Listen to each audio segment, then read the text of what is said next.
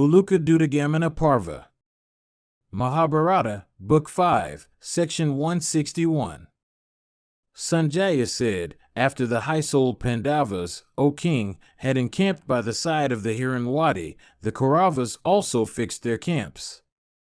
And King Duryodhana, having strongly posted his troops and paid homage to all the kings on his side, and planted outposts and bodies of soldiers for the protection of warriors, summoned those rulers of men, viz., Karna and Dusasana and Sakuni, the son of Suvala, and began O Bharata to consult with them. And King Duryodhana, O Bharata, having, first, consulted with Karna, and, next, O monarch, with Karna and his own brother Dusasana, and Suvala's son all together, then summoned, O bull among men, Uluka, and bringing him into his presence in private, told him, O king, these words, O Uluka, O son of an adept at dice, repair thou unto the Pandavas and the Samakas. And repairing thither, repeat these my words unto Yudhishthira, in the hearing of Vasudeva. That terrible battle between the Kurus and the Pandavas, which had been expected from a long time back, has, at last, come. Those boastful words which Sanjaya brought to me, in the midst of the Kurus, and which thou hadst, with Vasudeva and thy younger brothers, uttered in deep roar, the time, O son of Kunti, hath at last come for making them good. Do ye achieve, therefore, all which ye have pledged yourselves to achieve. Unto the eldest son of Kunti thou must say, as my words, the following, virtuous as thou art, how canst then, with all thy brothers, with the Samakas and the Kakayas, set thy heart upon unrighteousness? How canst thou wish the destruction of the universe, when, as I think, thou shouldst be the dispeller of the fears of all creatures? O bull of Bharata's race, this sloka sung of old by Prahlada when his kingdom had been wrested from him by the gods, hath been heard by us, ye gods, that person whose standard of righteousness is always up, but whose sins are always concealed, is said to adopt the behavior of the cat in the story. I will here repeat to thee, O king, this excellent story recited by Narada to my father. A wicked cat, O king, once on a time took up his abode on the banks of the Ganges, abandoning all work and with his hands upraised, after the manner of a devotee. Pretending to have purified his heart, he said unto all creatures these words, for inspiring confidence in them, viz., Kama, I am now practicing virtue. After a long time, all oviparous creatures reposed trust in him, and coming unto him all together, O monarch, they all applauded that cat. And worshipped by all feathery creatures, that devourer of feathery creatures, regarded his purpose already accomplished, as also the purpose of his austerities. And after some more time, the mice went to that place. And these also all beheld him to be a virtuous person engaged in the observance of vows, and proudly exerting himself in a grand act. And having arrived at that settled conviction, they entertained the following wish, O king, many foes we have. Let this one, therefore, become our maternal uncle, and let him always protect all the old and young ones of our race. And going at last to the cat, all of them said, Through thy grace we desire to roam in happiness. Thou art our gracious shelter, thou art our great friend. For this, all of us place ourselves under thy protection. Thou art always devoted to virtue, thou art always engaged in the acquisition of virtue. O thou of great wisdom, protect us, therefore, like the wielder of the thunderbolt protecting the celestials. Thus addressed, O king, by all the mice, the cat answered them, saying, I do not see the consistency of these two, viz., my ascetic pursuits and this protection that I am called upon to grant. I cannot avoid, however, doing good to you agreeably to your request. You all, at the same time, should always obey my words. Staying as I am in the observance of a severe vow, I am weakened by my ascetic practices. I do not, therefore, see the means of my moving from place to place. Ye all should, therefore, bear me hence every day to the riverside. Saying, so be it, the mice then, O bull of Bharata's race, made over all their old and young ones to that cat. Then that sinful creature of wicked soul, feeding on mice, gradually became fat and of good complexion and strong in his limbs. And thus, while the mice began to be reduced in number, the cat began to grow in vigor and strength. Then all the mice, coming together, said unto one another, Our uncle is daily growing stout, while we are being daily reduced in number. Then a certain mouse endued with wisdom, named Dindika, said, O king, these words unto the large swarm of mice gathered there, Go all of ye to the riverside together. I will follow ye, accompanying our uncle. Excellent, excellent, they said, and applauded that one of their number. And they all did just as those words of grave import spoken by Dindika seemed to indicate. The cat, however, not knowing all this, ate up Dindika that day. All the mice then, without losing much time, began to take counsel of one another. Then a very old mouse, named Kilika, said these just words, O king, in the presence of all his kinsfolk, our uncle is not really desirous of earning virtue. He hath, like a hypocrite, become our friend when in reality he is our enemy. Indeed, the excreta of a creature that liveth only upon fruits and roots never containeth hair or fur. Then again, while his limbs are growing, our number is decaying. Besides, Dindika cannot be seen for these 8 days. Hearing these words, the mice ran away in all directions. And that cat also of wicked soul returned to whence he came. O thou of wicked soul, thou too art a practicer of such feline behavior. Thou behavest towards thy kinsmen after the manner of the cat, in the story, towards the mice. Thy speech is of one kind, and thy conduct is of another. Thy devotion to Scripture and thy peacefulness of behavior are only for display before men.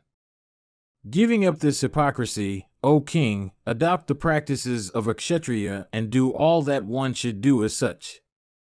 Art thou not virtuous, O bull among men? Acquiring the earth by means of the prowess of thy arms, make gifts, O best of the Bharatas, unto the Brahmanas and to the means of thy deceased ancestors as one should. Seeking the good of that mother of thine who hath been afflicted with distress for a series of years, dry up her tears, and confer honors on her by vanquishing thy foes in battle. Thou hadst with great abjectness solicited only 5 villages. Even that was rejected by us, for how could we bring about a battle, how could we succeed in angering the Pandavas, was all that we sought. Remembering that it was for thee that the wicked Vidura was driven by us, and that we had tried to burn you all in the house of lac, be a man now, at the time of Krishna's setting out from Upaplavia for the Kuru court, thou hadst through him communicated this message to us, viz., here, O king, I am prepared for either war or peace. Know, O monarch, that the hour hath come for battle. O Yudhishthira, I have made all these preparations in view of that. What doth a kshatriya regard as a more estimable accession of good fortune than battle? Born thou hast beer in the kshatriya order. Known also thou art in the world. Having obtained weapons again from Drona and Kripa, why, O bull of the Bharata race, dost thou rely on Vasudeva, who belongeth to the same order of life as thyself and who is not superior to thee in might? Thou must also say unto Vasudeva in the presence of the Pandavas these words, for thy own sake, as also for the sake of the Pandavas, withstand me in battle to the best of thy power. Assuming once more that form which thou hadst assumed before in the Kuru court, rest thou with Arjuna against me on the field. A conjurer's tricks or illusions may, sometimes, inspire fright. But as regards the person that stands armed for fight, such deceptions, instead of inspiring fight, only provoke anger. We also are competent, by our powers of illusion, to ascend to heaven or the firmament, or penetrate into the nether region, or the city of Indra. We also can display various forms in our own body. The great ordainer bringeth all creatures to subjection by a flat of his will, and never by such conjurers' tricks. Thou always sayest, O thou of Vrishni's race, these words, viz., causing the sons of Dhritarashtra to be slain in battle, I will confer undisputed sovereignty on the sons of Pritha. These words of thine were brought to me by Sanjaya. Thou hadst also said, Know, ye Kauravas, that it is with Arjuna, having me for his second, ye have provoked hostilities. Truthfully adhering to that pledge, put forth thy energy for the Pandavas, and fight now in battle to the best of thy power. Show us that thou canst be a man. He is said to be truly alive, who, having ascertained the white of his foes, inspireth grief in them by resorting to true manliness. Without any reason, O Krishna, great hath been thy fame spread in the world. It will, however, presently be known that there are many persons in the world that are really eunuchs, though possessed of the signs of manhood. A slave of Kansa, especially as thou art, a monarch like me should not cover himself in mail against thee. Say, next, repeatedly, from me, O Uluka, unto that stupid, ignorant, gluttonous Bhimasena, who is even like a bull though divested of horns, these words, viz. O son of Pritha, a cook thou hadst become, known by the name of Vallabha, in the city of Virata. All this is evidence of thy manliness. Let not the vow thou hadst made before in the midst of the Kuru court be falsified. Let Dusasana's blood be drunk if thou art able. O son of Kunti, thou often sayest, Speedily shall I slay Dhritarashtra's sons in battle, the time for accomplishing it hath now come. O Bharata, thou deservest to be rewarded in cookery. The difference, however, is very great between dressing food and fighting. Fight now, be a man. Indeed, thou shalt have to lie down, deprived of life, on the earth, embracing thy mace, O Bharata. The boast in which thou hadst indulged in the midst of thy assembly is all vain, O Vrikotara. Say, O Uluka, unto Nakula, from me, these words, viz., fight now, O Bharata, patiently. We desire, O Bharata, to behold thy manliness, thy reverence for Yudhishthira, and thy hatred of myself. Recall to mind the sufferings in their entirety that Krishna had suffered. Next, thou must say these words of mine unto Sadeva in the presence of the assembled monarchs, fight in battle now, to the best of thy power. Remember all your woes.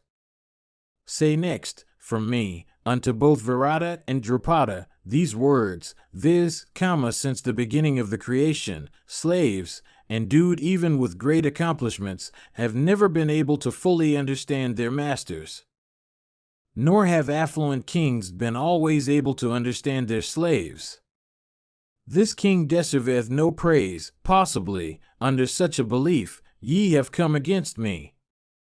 United together, fight ye, therefore, against me for achieving my death, and accomplish the objects ye have in view, as also those that the Pandavas have.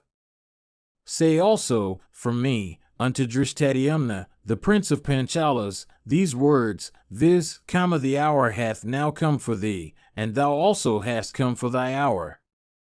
Approaching Drona in battle, thou wilt know what is best for thee. Achieve thou the business of thy friend. Accomplish that feat which is difficult of accomplishment. Tell, next, repeatedly from me, O Uluka, unto Sikandin, these words, viz., the mighty armed Kaurava, foremost of all bowmen, Ganga's son, Bhishma, will not slay thee, knowing thee to be only a female. Fight now without any fear. Achieve in battle what canst to the best of thy power. We desire to behold thy prowess. Vaisampayana continued, having said this, King Duryodhana laughed aloud. And addressing Uluka again, he he said, say once more unto the Nanjaya in the bearing of Vasudeva these words, viz., O hero, either vanquishing us rule thou this world, or vanquished by us lie thou down on the field, deprived of life. Recalling to thy mind the sufferings occasioned by your banishment from the kingdom, the woes of your sojourn in the woods, and the affliction of Krishna. Be a man, O son of Pandu. That for which a Kshatriya lady bringeth forth a son is now arrived. Displaying, therefore, in battle, thy might, energy, courage, manliness, and great dexterity and speed in the use of weapons, appease thy wrath. Afflicted with woe, and dispirited and exiled from home for a long time, and driven from his kingdom, who is there whose heart would not break? Who is there, well-born, and brave, and uncovetous of others' wealth, that would not have his wrath excited when his kingdom, descending from generation to generation, is attacked? Realize in deeds those high words that thou hadst said. One that only boasts without being able to do anything is regarded as a worthless man by those that are good. Recover thy kingdom and those possessions that are now owned by thy foes. Even these two are the purposes which a person desirous of war hath in view. Exert, therefore, thy manliness. Thou wert won, as a slave, at dice. Krishna was caused by us to be brought into the assembly. One that regardeth himself a man should certainly display his wrath at this.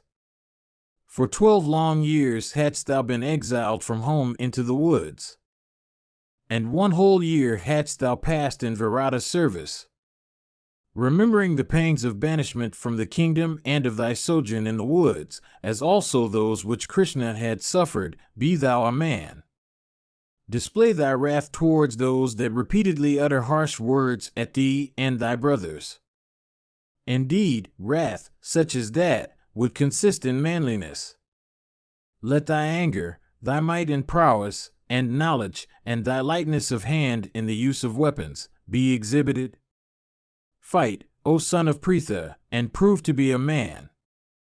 The incantations in respect of all thy weapons have been performed. The field of Kurukshetra is free from mire. Thy steeds are hale and strong. Thy soldiers have received their pay. With Kesva, therefore, as thy second fight with us. Without encountering Bhishma as yet, why dost thou indulge in such boasts? Like a fool, who, without having ascended the Gandhamadana mountains, boasts of his would-be feat, thou, O son of Kunti, art indulging in a similar bragging, be a man. Without having vanquished in battle the invincible Karna of the Sudha race, or Salya, that foremost of persons, or Drona, the first of all mighty warriors and equal unto the lord of Sachi in battle, how canst thou, O Partha, covet for thy kingdom? He that is a preceptor of both Vedic lore and bowmanship, he that hath crossed both those branches of learning, he that is foremost in battle and imperturbable as a tower, he whose might knoweth no diminution, that commander of armies, Drona of great effulgence, him, O Partha, thou wishest in vain to conquer. It is never heard that the Sumeru peak hath been crushed by the wind. Yet even the wind will bear away Sumeru, heaven itself will fall down on the earth, the very yugas will be altered in respect of their course, if what thou hast said unto me becometh true.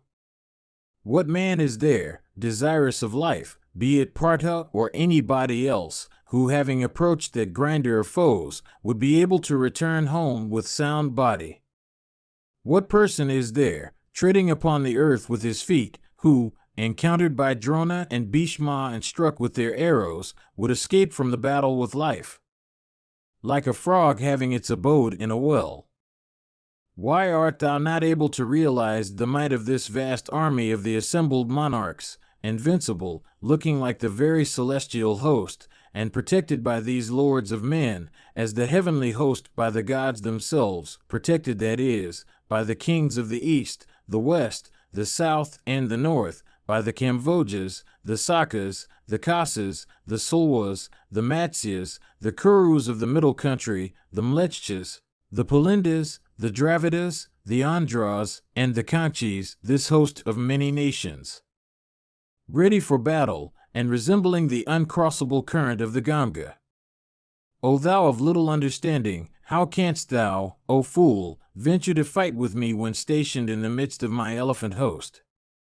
Thy inexhaustible quivers, thy car given thee by Agni, and thy celestial banner, O Partha, will all, O Bharata, be tested by us in battle. Fight, O Arjuna, without bragging. Why dost thou indulge in too much boast? Success in battle resulteth from the method in which it is fought. A battle is never gained by bragging. If, O Dhananjaya, acts in this world succeeded in consequence of vauntings, all persons would then have succeeded in their objects, for who is there that is not competent to brag? I know that thou hast Vasudeva for thy ally. I know that thy Gandiva is full 6 cubits long. I know that there is no warrior equal to thee. Knowing all this, I retain thy kingdom yet. A man never winneth success in consequence of the attributes of lineage. It is the supreme ordainer alone who by his fiat of will maketh things, hostile, friendly, subservient. For these 13 years, I have enjoyed sovereignty while ye were weeping. I shall continue to rule in the same way, slaying thee with thy kinsmen. Where was thy Gandiva then, when thou wert made slave one at stake? Where, O Falguni, was Bhima's might then? Your deliverance then came neither from Bhimasena, armed with mace, nor from you armed with Gandiva, but from the faultless Krishna. It was she, the daughter to Prashada's house, that delivered you all, sunk in slavery, engaged in occupations worthy only of the low, and working as servitors. I characterized you all as sesame seeds without kernel. That is true. For, did not Partha, some time after, bear a braid when living in Virata city? In the cooking apartments of Virata, Bhimasena was fatigued with doing the work of a cook. Even this, O son of Pritha, is evidence of my manliness. Flying from an encounter with hips and braids and waistbands, thyself binding thy hair, wert engaged in teaching the girls to dance. It is thus that Kshatriyas always inflict punishment on Kshatriyas. From fear of Vasudeva, or from fear of thyself, O Falguni, I will not give up the kingdom. Fight with Kesva as thy ally. Neither deception, nor conjurer's tricks, nor jugglery can terrify the armed man addressed for fight. On the other hand, these provoke only his wrath. 1,000 Vasudevas, 100 Falgunis, approaching me whose arms and weapons never go for nothing, will surely fly away in all directions. Encounter Bhishma in combat, or strike the hill with thy head, or cross with the aid of thy 2 arms along the vast and deep main. As regards my army, it is a veritable main with Saradwat's son as its large fish, Vivingsati as its huge snake, Bhishma as its current of immeasurable might, Drona as its unconquerable alligator, Karna and Sulwa and Salya its fishes and whirlpools, the ruler of the Kambojas its equine head emitting fire, Vrihadvala its fierce waves, Somadatta's son its whale, Yuyutsu and Durmarshana its waters, Bhagadatta its gale, Srutayas and Hritika's son its gulfs and bays, Dasasana its current, Sashina, and Chitrata its water elephants, hippopotamus, and crocodile, Jayadratha its submarine, rock, Parumithra its depth, and Sakuni its shores. When having plunged into this surging ocean with its inexhaustible waves of weapons, thou wilt, from fatigue, be deprived of senses and have all thy relatives and friends slain, then will repentance possess thy heart. Then also will thy heart turn away from the thought of ruling the earth, like the heart of a person of impure deeds turning away from hope of heaven. Indeed, for thee to win a kingdom to rule is as impossible as for one not possessed of ascetic merit to obtain heaven. Mahabharata, Book 5, Section 162. Sanjaya said, having reached the Pandava camp, the gambler's son, Uluka, presented himself before the Pandavas, and addressing Yudhishthira said, Thou art fully conversant with what envoys say. It behoveth thee not, therefore, to be angry with me if I repeat those words only which Duryodhana hath instructed me to tell. Hearing this, Yudhishthira said, Thou hast no fear, O Uluka. Tell us, without any anxiety, what are the views of the covetous Duryodhana of limited sight. Then in the midst and presence of the illustrious and high-souled Pandavas, of the Srinjayas, and Krishna possessed of great fame, of Drupada with his sons, of Virata, and of all monarchs, Uluka said these words. Uluka said, Even this is what the high-souled king Duryodhana hath in the presence of all the Kuru heroes, said unto thee. Listen to those words, O Yudhishthira. Thou wert defeated at dice, and Krishna was brought into the assembly. At this, a person who regardeth himself a man would be justified in giving way to wrath. For 12 years wert thou banished from home into the woods. For 1 whole year didst thou live in Virata's service. Remembering the reason there is for wrath, thy exile, and the persecution of Krishna, be a man, O son of Pandu.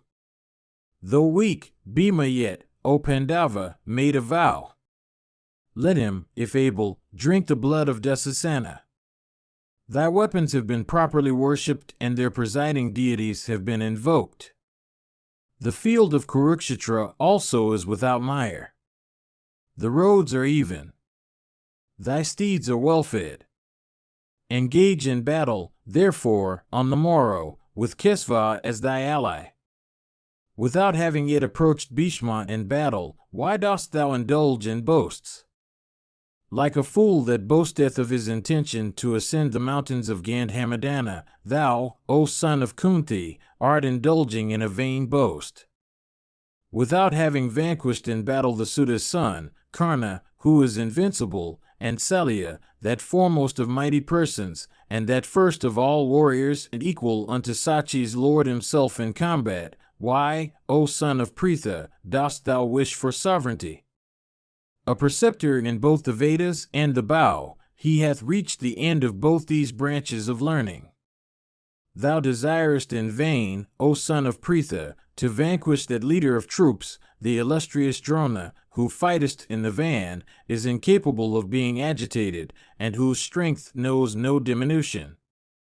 Never have we heard that the mountains of Sumeru have been crushed by the wind. But the wind will bear away Sumeru, heaven itself will fall down on the earth, the very yugas will be reversed if what thou hast said unto me really taketh place. Who is there fond of life, fighting from the back of an elephant or of a horse or from a car, that would return home, safe and sound, after having encountered that grinder of foes?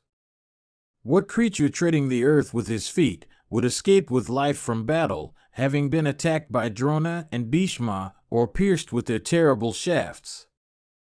Like a frog within a well, why dost thou not realize the strength of this assembled host of monarchs, which resembleth the very celestial host, and which is protected by these kings like the gods protecting theirs in heaven, and which, swarming with the kings of the east, west, south, and north, with Kamvojas, Sakas, Kasas, Sulwas, Matsyas, Kurus of the middle country, Mlechchas, Palindas, Dravidas, Andhras, and Kanchis, indeed, with many nations, all addressed for battle, is uncrossable like the swollen tide of Ganga. O fool of little understanding, how wilt thou fight with me while I am stationed in the midst of my elephant force? Having said these words unto King Yudhishthira, the son of Dharma, Uluka, turning his face then towards Jishnu, said unto him these words, Fight without bragging, O Arjuna. Why dost thou brag so much? Success resulteth from the application of method. A battle is never won by bragging. If acts in this world, O Dhananjaya, succeeded in consequence only of boasts, then all men would have succeeded in their objects, for who is there that is not competent to brag? I know that thou hast Vasudeva for thy ally. I know that thy Gandiva is full 6 cubits long. I know that there is no warrior equal to thee. Knowing all this, I retain thy kingdom yet. A man never winneth success in consequence of the attribute of lineage. It is the supreme ordainer alone who by his fiat maketh things hostile, friendly, and subservient. For these 13 years have I enjoyed sovereignty, while ye were weeping. I shall continue to rule in the same way, slaying thee with thy kinsmen. Where was thy Gandiva then when thou wert made a slave won at dice? Where, O Falguni, was Bhimasina's might then? Your deliverance then came neither from Bhimasina armed with mace, nor from you armed with Gandiva, but from faultless Krishna. It was she, the daughter of Prashada's house, that delivered you all, sunk in slavery, engaged in occupations worthy only of the low, and working as servitors. I characterized ye as sesame seeds without kernel. That is very true, for did not Partha bear a braid while living in Virata city? In the cooking apartments of Virata, Bhimasena was fatigued with doing the work of a cook. Even this, O son of Kunti, is evidence of thy manliness. Flying from an encounter with braids and waistbands, thyself binding thy hair into a braid, thou wert employed in teaching the girls to dance. It is thus that Kshatriyas always inflict punishment on a Kshatriya. From fear of Vasudeva, or from fear of thyself, O Falguni, I will not give up the kingdom. Fight, with Kesva as thy ally. Neither deception, nor conjurer's tricks, nor jugglery can terrify an armed man ready for fight. On the other hand, all this provokes only his wrath. 1,000 Vasudevas, 100 Falgunis, approaching me whose aim and weapons never go for nothing, will fly away in all directions, and counter Bhishma in combat, or pierce the hills with thy head, or cross with the aid of thy 2 arms the vast and deep main. As regards my army, it is a veritable ocean with Saradwat's son as its large fish, Vivingsati, its smaller fish, Vrihadvala its waves, Somadatta's son its whale, Bhishma its mighty force, Drona its unconquerable alligator, Karna and Salya its fishes and whirlpools, Kambodja its equine head vomiting fire, Jayadratha its submarine, rock, Purumithra its depth, Dharmarshana its waters, and Sakuni its shores. When having plunged into this swelling ocean with its inexhaustible waves of weapons thou wilt from fatigue be deprived of thy senses, and have all thy relatives and friends slain, then will repentance possess thy heart. Then will thy heart turn away, O Partha, from the thought of ruling the earth like the heart of a person of impure deeds turning away from hope of heaven. Indeed, for thee to win a kingdom to rule is as impossible as for one not possessed of ascetic merit to obtain heaven. Mahabharata, Book 5, Section 163. Sanjaya said, O monarch, provoking Arjuna still further, who was like a snake of virulent poison, by means of those wordy strokes of his uluka once more repeated the words he had once spoken. The Pandavas had before such repetition been sufficiently provoked, but hearing these words a second time, and receiving those censures through the gambler's son, they were provoked beyond endurance. They all stood up, and began to stretch their arms. And looking like enraged snakes of virulent poison, they began to cast their eyes on one another. And Bhimasena, with face downwards, and breathing heavily like a snake, began to glance obliquely at Kesva, directing the blood-red corners of his eyes towards him. And beholding the wind god's son to be greatly afflicted and extremely provoked with rage, he of Dasara's race smilingly addressed the gambler's son and said, Depart hence without a moment's delay. O gambler's son, and say unto Suyoddana these words, viz., thy words have been heard and since understood.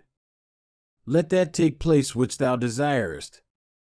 Having said this, O best of monarchs, the mighty armed Kesava looked once more at Yudhishthira endued with great wisdom. Then, in the midst and presence of all the Srinjayas, of Krishna possessed of great fame, of Drupada with his sons, of Virata, and all the kings, there assembled, Uluka once more repeated unto Arjuna the words he had said, provoking him still further thereby, like one annoying wrathful snake of virulent poison by means of a stake.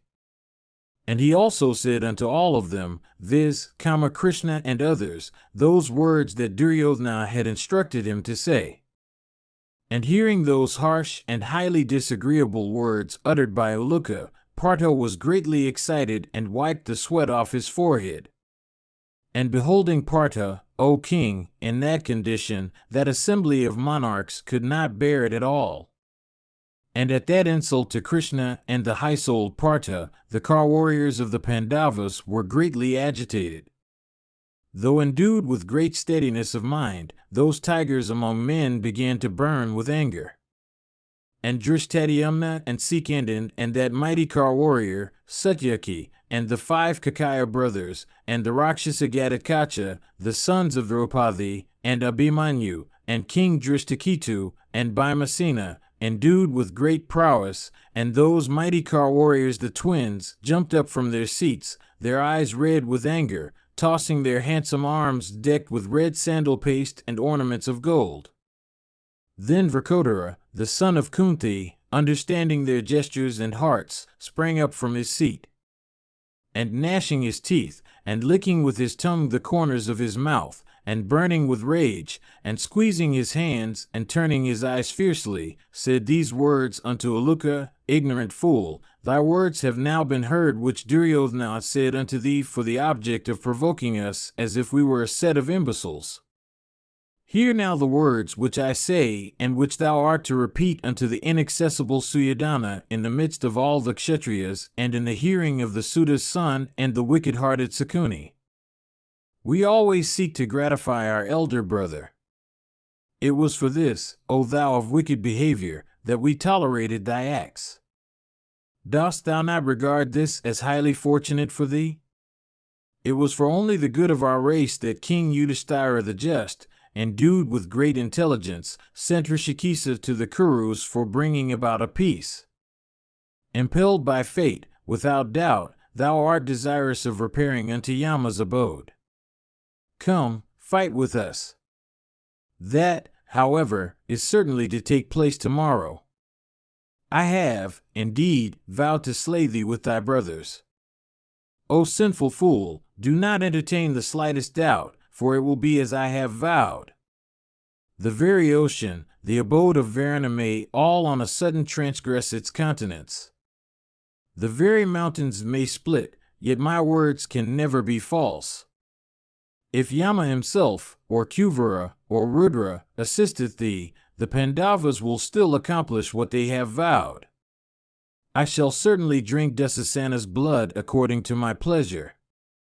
And I also vow that Kshatriya whatsoever may then angrily approach me, even if he cometh with Bhishma himself at the van, I will send him to Yama's abode. That which I have said in the midst of a Kshatriya assembly will certainly be true. I swear this by my soul. Hearing these words of Bhimasena, the wrathful Sadeva also, with eyes red in anger, said these words in the presence of the assembled troops, words that become that proud hero. And he said, Listen, O sinful one, to the words I utter and which must be repeated to thy father. A difference would never have arisen between us and the Kurus if Dhritarashtra had no relationship with thee. Of sinful acts and the exterminator of thy own race, thou hast been born as an embodiment of quarrel for the destruction of the whole world as also for the destruction of Dhritarashtra's race. From our very birth, O Uluka, that sinful father of thine hath always sought to do us injury and evil. I desire to attain the opposite shore of that hostile relation. Slaying thee first before the very eyes of Sakuni, I shall then slay Sakuni himself in the sight of all bowmen. Hearing these words of both Bhima and Sadeva, Falguni smilingly addressed Bhima, saying, O Bhimasena, they that have provoked hostilities with thee cannot live. Though they may dwell happily in their homes, those fools become yet entangled in the meshes of death. O best of men, Uluka doth not deserve to be addressed harshly by thee. What fault do envoys commit, repeating as they only do what they are instructed to say? And having thus addressed Bhima of terrible prowess, that mighty armed hero then addressed his heroic allies and well-wishers headed by Drishtadyumna, saying, Ye have heard the words of the sinful son of Dhritarashtra in dispraise of Vasudeva and especially of myself. And hearing them ye have been filled with anger because ye wish us well. But through Vasudeva's might and your endeavors, I do not reckon even all the Kshatriyas of the earth assembled together. With your permission, I will now communicate to Uluka what the reply to those words is, what, indeed, he should say unto Duryodhana, when the morrow cometh, stationed at the head of my division, the answer to these words shall I give through Gandiva. For they that are eunuchs answer in words. Hearing this, all those best of kings applauded Dhananjaya, wondering at the ingenuity of that reply. King Yudhishthira the Just, then, having spoken mildly unto all the kings each according to his age and as each deserved, said, at last, unto Uluka these words so that he might carry them to Duryodhana. And Yudhishthira said, No good king should patiently bear an insult. Having so long heard what thou hadst to say, I shall now tell thee what my reply is. Having heard then, O best of Bharata's race, those words of Duryodhana, Yudhishthira, that bull of the Bharata race, with eyes exceedingly red in anger and himself sighing like a snake of virulent poison, licking the corners of his mouth with his tongue, as if swelling with wrath, and casting his eyes on Janardana and his own brothers, said unto Uluka these words that were fraught with both mildness and vigor. And tossing his massive arms, he said unto the gambler's son, Go, O Uluka, and say unto Duryodhana, that ungrateful, wicked-minded embodiment of hostilities, that infamous wretch of his race, these words, viz., O sinful wretch, thou always behavest with crookedness towards the Pandavas. O sinful fool, he that displayeth his prowess relying on his own might and summoneth his foes to battle, and fulfilleth his own words, even he is a man of the Kshatriya order. Be thou a Kshatriya, O sinful wretch, and summon us to battle. O infamous one of thy race, do not come to battle, placing at thy head others for whom we profess respect. O Kaurava, relying on thy own might and on that of thy servants, summon the sons of Pritha to battle. Be Kshatriya in every way. He who summoneth his foes, relying on the might of others, and incapable of receiving them himself is, indeed, a eunuch. Thou, however, thinkest highly of thyself, relying on the might of others. Being weak and unable thyself, why then dost thou roar so, in words, at us? Krishna said, My words also, O gambler's son, should be communicated unto Suddhodana. Let that morrow come to thee on which the battle is to take place. O thou of wicked soul, be a man. O fool, thou thinkest Janardana will not fight, since he hath been chosen by the Pandavas to act only as a charioteer, so thou art not alarmed. That, however, will not be, even for a moment.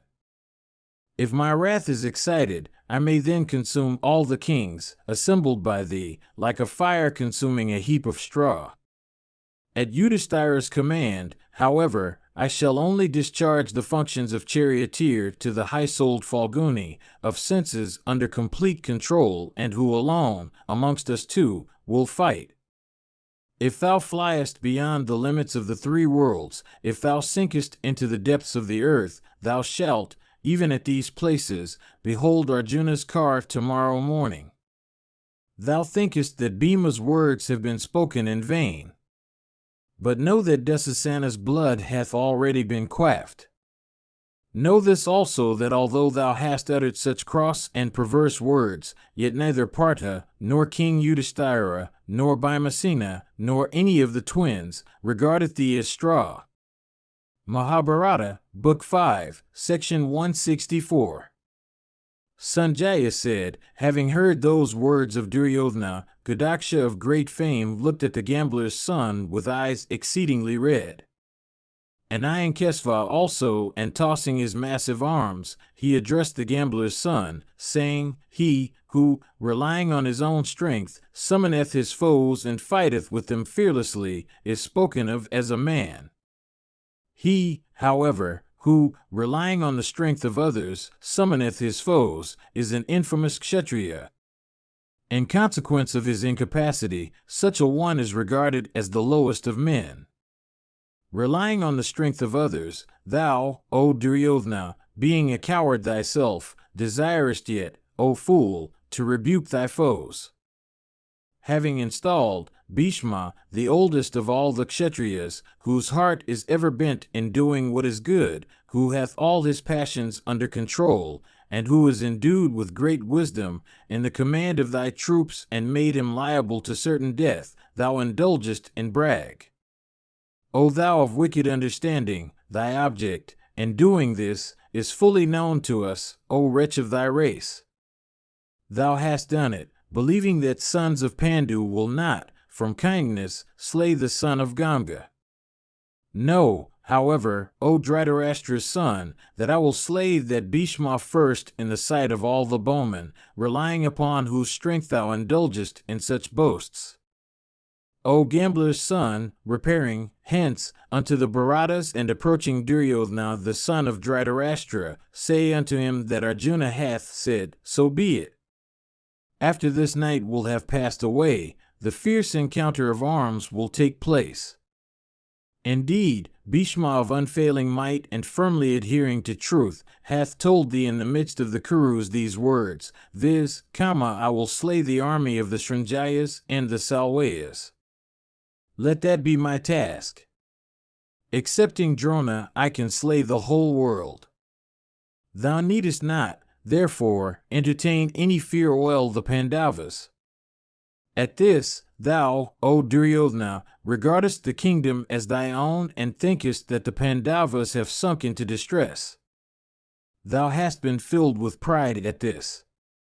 Thou sayest not, however, danger that is in thy own self. I shall, therefore, in battle, first slay before thy very eyes, Bhishma the eldest of the Kurus. At sunrise, tomorrow, at the head of the troops, with standards and cars protect ye that leader of thy forces firm in his promises. I shall, with my arrows, throw him down who is your refuge from his car before the eyes of you all. When the morrow cometh, Suryodhana will know what it is to indulge and brag, beholding the grandsire covered with my arrows. Thou shalt, O Suryodhana, very soon see the fulfillment of that which Bhimasena in anger had said, in the midst of the assembly, unto thy brother, that man of limited sight, viz., Dussasana, wedded to unrighteousness, always quarrelsome, of wicked understanding, and cruel in behavior. Thou shalt soon see the terrible effects of vanity and pride, of wrath and arrogance, of bragging and heartlessness, cutting words and acts, of aversion from righteousness, and sinfulness and speaking ill of others, of transgressing the counsels of the aged, of oblique sight, and of all kinds of vices. O scum of humanity, how canst thou, O fool, hope for either life or kingdom, if I, having Vasudeva for my second, give way to anger? After Bhishma and Drona will have been quieted, and after the Suta's son will have been overthrown, thou shalt be hopeless of life, kingdom, and sons. Hearing of the slaughter of thy brothers and sons, and struck mortally by Bhimasena, thou wilt, O Suryodhana, recollect all thy misdeeds. Tell him, O gambler's son, that I do not vow a second time. I tell thee truly that all this will be true. Departing hence, O Uluka, say, O sire, these words of mine, unto Suryodhana. It behoveth thee not to apprehend my behavior by the light of thy own. Know the difference there is between thy conduct and mine, which is even the difference between truth and falsehood. I do not wish harm to even insects and ants. What shall I say, therefore, of my ever wishing harm to my kinsmen? O sire, it was for this that 5 villages only were solicited by me. Why, O thou of wicked understanding, dost thou not see the dire calamity that threatens thee? Thy soul overwhelmed with lust, thou indulgest in vauntings from defectiveness of understanding. It is for this also thou acceptest not the beneficial words of Vasudeva. What need now of much talk? Fight against us with all thy friends. Say, O gambler's son, unto the Kuru prince who always doth what is injurious to me, these words also, viz., thy words have been heard, their sense also hath been understood. Let it be as thou wishest. O son of king, Bhimasena then once more said these words, O Uluka, say those words of mine unto the wicked-minded, deceitful, and unrighteous Suddhodana, who is an embodiment of sin, who is wedded to guile, and whose behavior is exceedingly wicked. Thou shalt have to dwell in the stomach of a vulture or in Hastinapura. O scum of humankind, I shall assuredly fulfill the vow I have made in the midst of the assembly. I swear in the name of truth, slaying Dasasana in battle, I shall quaff his lifeblood. Slaying also thy other brothers, I shall smash thy own thighs. Without doubt, O Suddhodana, I am the destroyer of all the sons of Dhritarashtra, as Abhimanyu is of all the younger princes. I shall by my deeds gratify you all. Hearken once more to me. O Suddhodana, slaying thee, with all thy uterine brothers, I shall strike the crown of thy head with my foot in the sight of the king Yudhishthira the just. Nakula, then, O king, said these words, O Uluka, say unto Dhritarashtra's son, Suddhodana, of Kuru's race, that all the words uttered by him have now been heard and their sense understood. I shall, O Kauravya, do all that thou hast commended me to do. And Sadeva also, O monarch, said these words of grave import, O Suddhodana, it will all be as thou wishest. Thou shalt have to repent, O great king, along with thy children, kinsmen, and counselors, even as thou art now bragging joyously in view of our sufferings. Then Virata and Drupada, both venerable in years, said these words unto Uluka, it is even our wish that we become slaves of a virtuous person. Whether, however, we are slaves or masters, will be known tomorrow, as also who owns what manliness.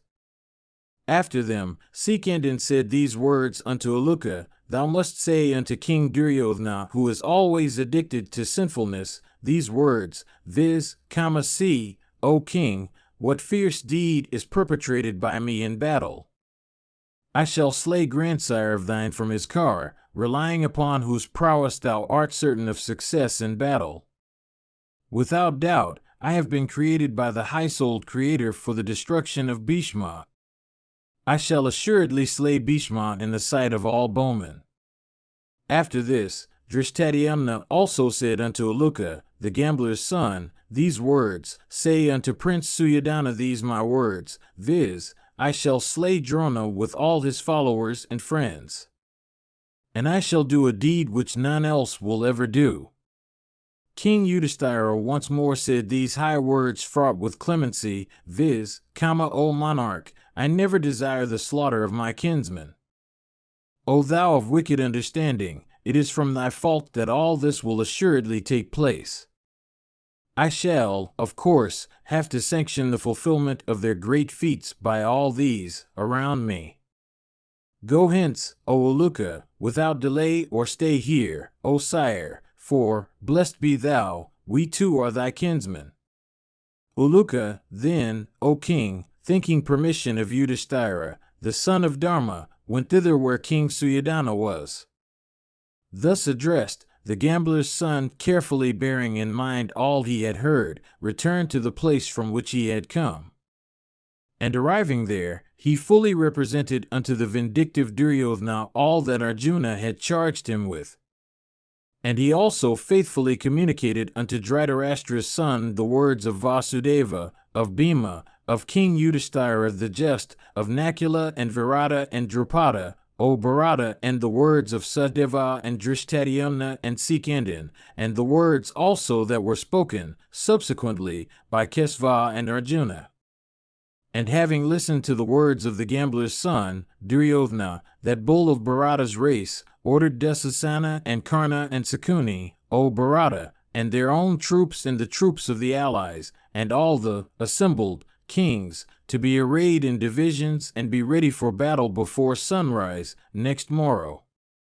Messengers then, instructed by Karna and hastily mounting on cars and camels and maras and good steeds endued with great fleetness, quickly rode through the encampment. And at Karna's command they promulgated the order, array yourselves before sunrise tomorrow. Mahabharata, Book 5, Section 165. Sanjaya said, having listened to Aluka's words, Yudhishthira, the son of Kunti, moved his army headed by Drishtadyumna and others. And that vast army commanded by Drishtadyumna, consisting of 4 kinds of forces, viz., foot soldiers and elephants and cars and cavalry, terrible and immovable like the earth herself, and guarded by mighty car warriors led by Bhimasena and Arjuna, could be compared to the vast ocean lying in stillness. And at the head of that vast force was that mighty bowman, the prince of Panchalas, invincible in battle, viz., Drishtadyumna, desirous of obtaining Drona for his antagonist. And Drishtadyumna began to select combatants from his own army for pitting them against particular warriors of the hostile force. And he gave orders unto his car warriors, suited to their strength and courage.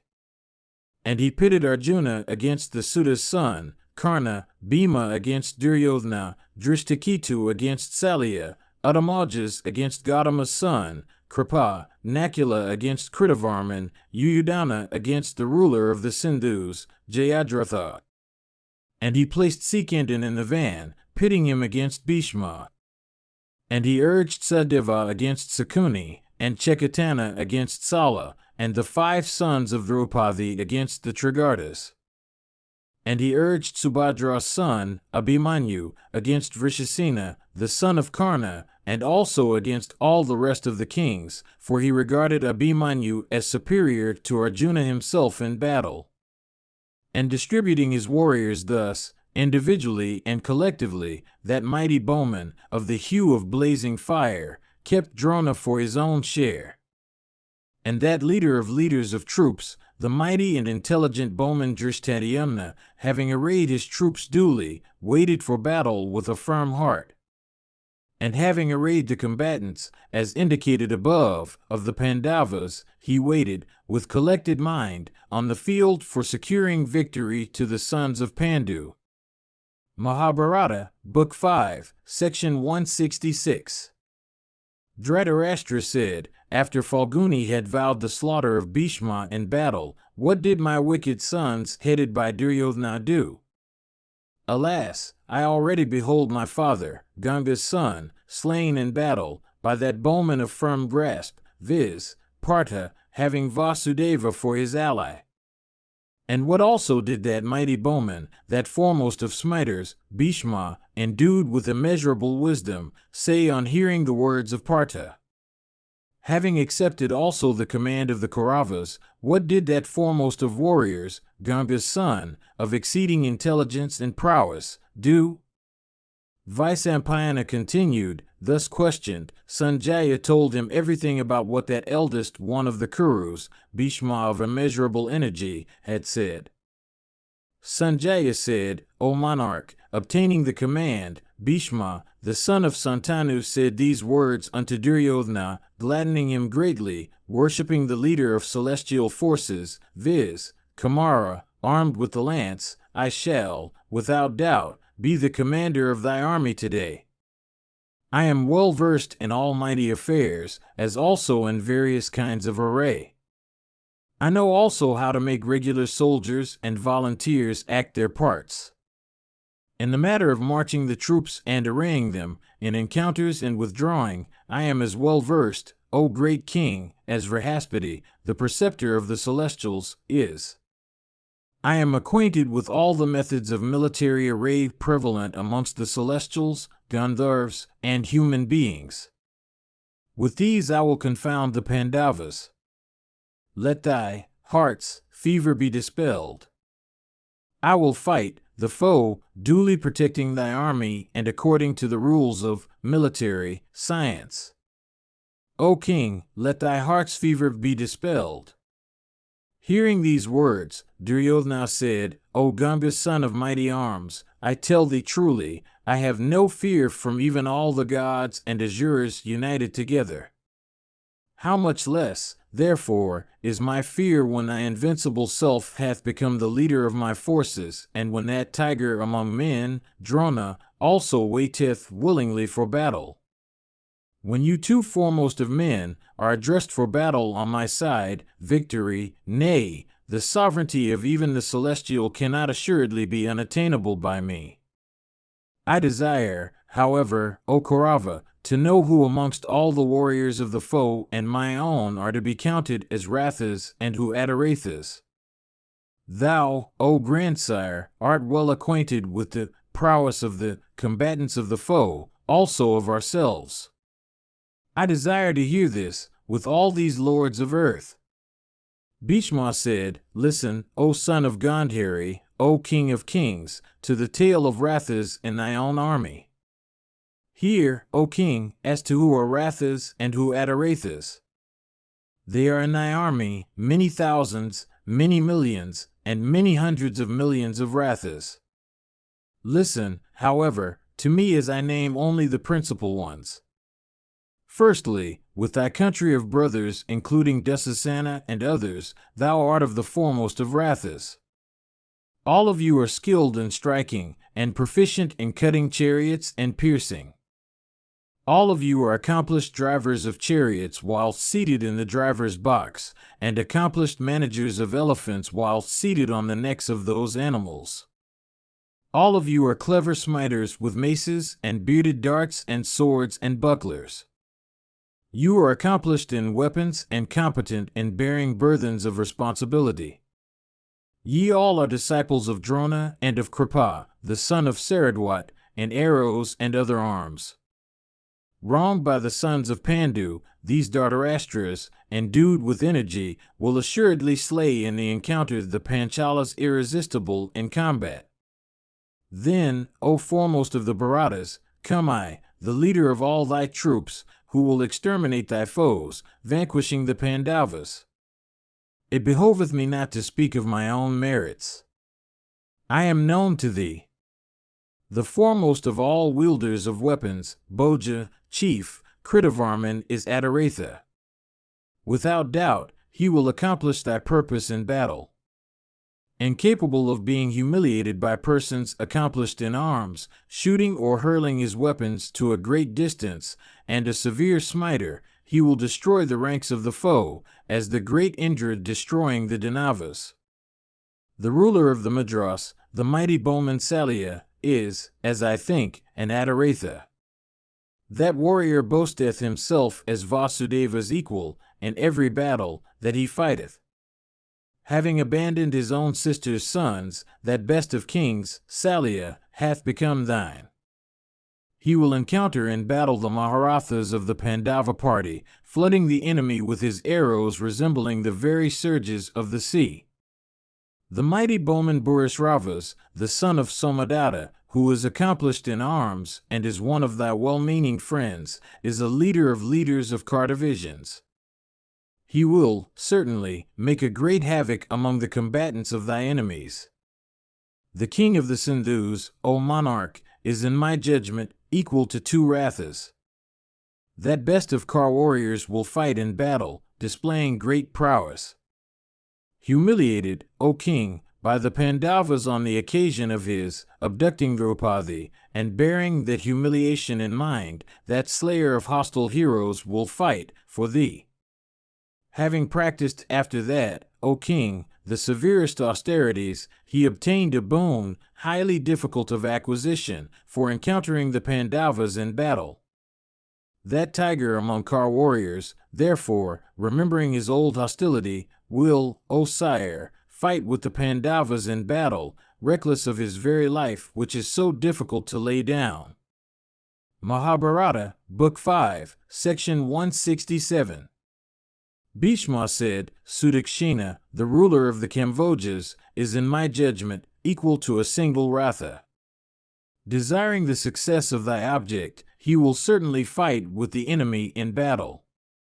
O best of kings, the Kauravas will behold the prowess of this lion among Kar warriors exerted for thee, to be equal to that of Indra himself in battle. As regards the Kar army of this king, O monarch, those smiters of fierce impetus, the Kambojas, will cover a large area like a flight of locusts. Coming from the province of Mahishmati, Nila, accoutred in blue mail, is one of thy rathas. With his Kar army he will cause a great havoc among thy foes, O child, he had hostilities with Sudeva. O king, he will continually fight for thee, O thou of Kuru's race. Accomplished in battle, and of fierce energy and prowess, the princes, Vinda and Anuvinda of Avanti, are both regarded as excellent rathas. These two heroes among men will consume the troops of thy foes, with maces and bearded darts, and swords and long shafts, and javelins hurled from their hands. Like a couple of elephant leaders sporting in the midst of their herds, these two princes, O monarch, longing for battle, will range the field, each like Yama himself. The 5 royal brothers of Trigarta are, in my judgment, all foremost of rathas. The sons of Pritha provoked hostilities with them at Virata's city on that well-known occasion. Like huge makaras, O king, agitating the stream of the Ganges crested with high waves, they will agitate the ranks of the Parthas in battle.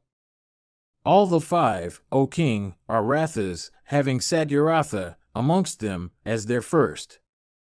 Remembering the wrongs inflicted on them of old by that son of Pandu who was Bhima's younger brother, when the latter, O Bharata, on his car drawn by white steeds, was engaged, O monarch, in subjugating all the kings of the earth, they will certainly exert themselves bravely in battle.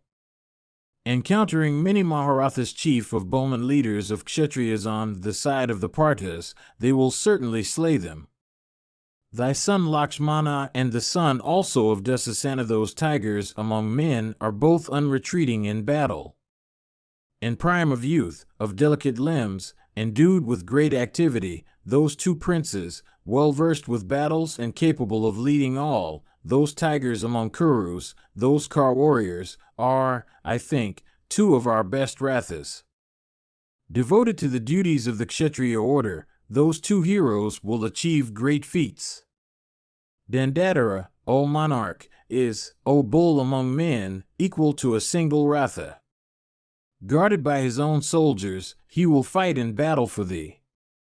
Endued with great impetus and prowess, King Vrihadvala, the ruler of the Kosalas, is, in my judgment, O sire, equal to one ratha. Fierce in arms, this mighty bowman, devoted to the good of the Dhartarashtras, will exert himself powerfully in battle, gladdening his own friends. Kripa, the son of Saradwat, is, O king, a leader of leaders of Kar ranks. Reckless even of life which is so dear, he will consume thy foes. Born among a clump of heath as the son of that great sage, viz. the preceptor Gautama, otherwise called Saradwat, he is invincible like Kartikeya himself. Consuming untold warriors armed with various weapons and bows, he will, O sire, roam forth on the field of battle like a blazing fire. Mahabharata, Book 5, Section 168. Bhishma said, This thy maternal uncle Sakuni is, O king, equal to a single ratha. having caused the present hostilities to break out with the sons of Pandu, he will fight. There is no doubt in this. His troops are irresistible when rushing to battle. Armed with various kinds of weapons in abundance and speed, they are equal to the very wind. The mighty bowman, Aswathaman, who is Drona's son, surpasseth all bowmen. Acquainted with all modes of warfare and of unbaffled weapons, he is a Maharatha. Like the wielder of Gandiva, the shafts of this warrior, shot from his bow, proceed in a continuous line, touching one another. If he wishes it, this Maharatha is capable of consuming the three worlds. Engaged in austerities in his hermitage, he hath, by these, increased both his fury and energy. Possessed of great intelligence, he hath been favored by Drona with the gift of all celestial weapons. There is, however, O bull of Bharata's race, one great defect in him, in consequence of which, O best of kings, I do not regard him either as a Ratha or a Maharatha. This regenerate man is exceedingly fond of living, life being very dear to him. Amongst the warriors of both armies there is no one who can be regarded as his peer. On even a single car he can annihilate the very army of the Celestials.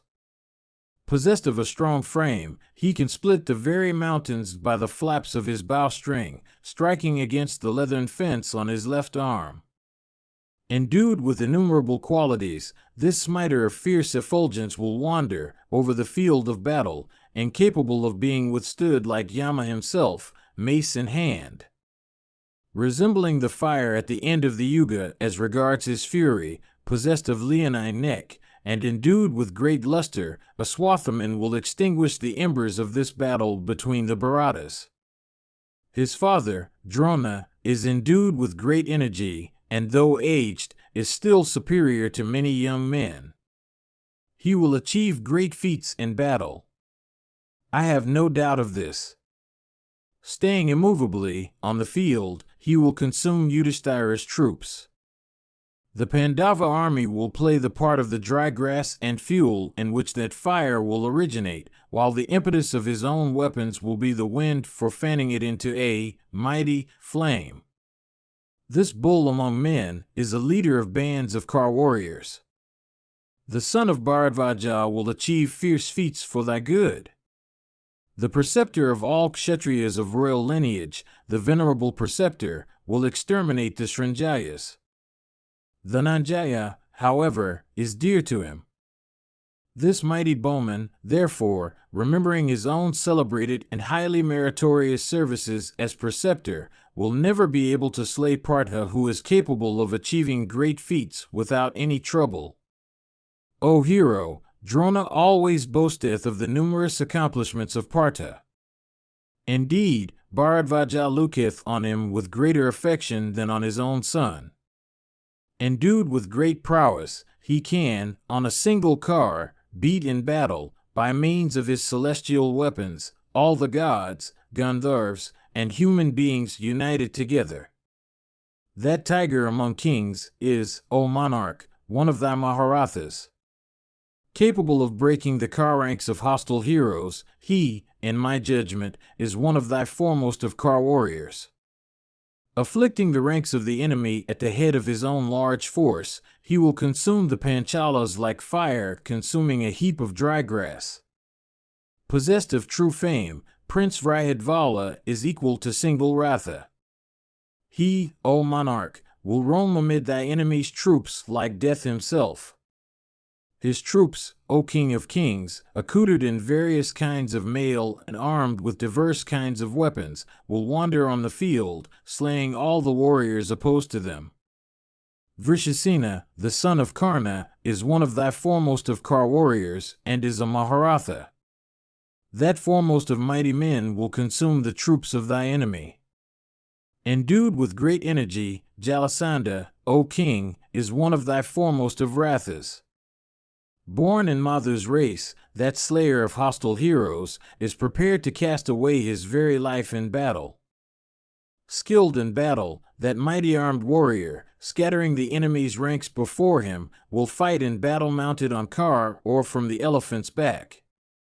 That best of kings, O monarch, is in my judgment, artha. He will, in fierce battle, cast away for thy sake his very life with all his troops possessed of great prowess and acquainted with all the modes of warfare. He will, O king, fight fearlessly with thy foes in battle, never retreating from battle, brave, and resembling Yama himself. Valaka, O king, is in my judgment, an adoratha. Rushing to the encounter, he never cometh back. Indeed, he will slay hostile warriors in battle like the wind god himself. That router of hostile car ranks, that car warrior of wonderful feats in battle, commander of thy forces, Sadyavan is, O king, a Mahabharata. He never cherisheth grief at the prospect of battle. Confounding those warriors that stand in the way of his car, he falleth upon them. Always displaying his prowess against the enemy, that best of men will, for thy sake, in fierce press of battle, achieve all that a good Kshatriya should. Tai chief of Rakshasas, an ambusha of cruel deeds, is a Mahabharata. Remembering his old hostilities with the Pandavas, he will commit great execution among the foe. He is the best of Rathas amongst all the Rakshasa warriors. Possessing powers of illusion and firm in enmity, he will wander fiercely on the field. The ruler of Pragyatisha, the brave Bhagadatta of exceeding prowess, is the foremost of those holding the elephant hook, and is skilled also in fighting from a car. An encounter took place between him and the wielder of Gandiva for days together, O king, each desirous of victory over the other. Then Bhagadatta, O son of Gandhari, who regarded Indra as his friend, made friendship with Indra's son, the high-souled Pandava.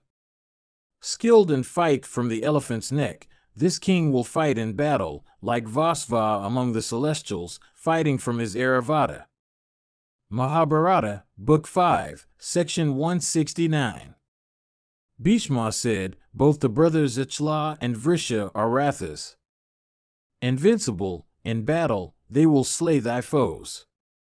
Endued with great strength, those tigers among men, those foremost of Gandharvas, are firm in wrath. Young and handsome, they are possessed of great strength.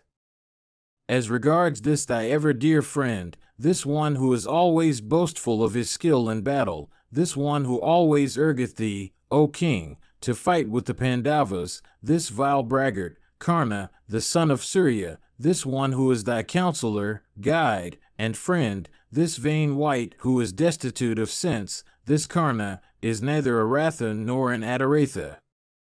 Without sense, this one hath been deprived of his natural coat of mail. Always kind, he hath also been deprived of his celestial earrings.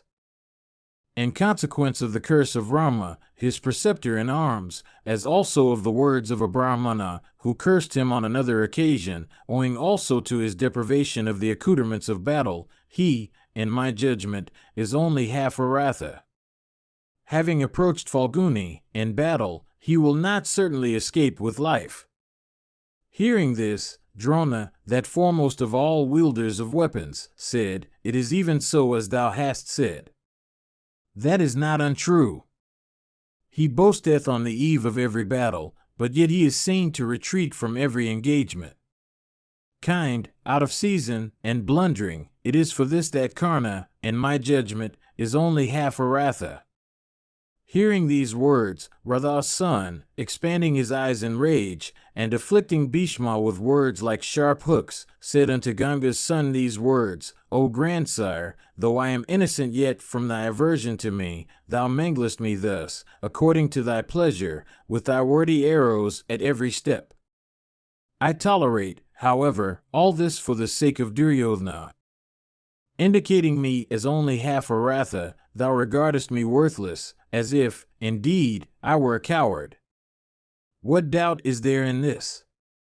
I do not speak in untruth when I say that thou, O Ganga's son, art an enemy of the whole universe, and especially of all the Kurus.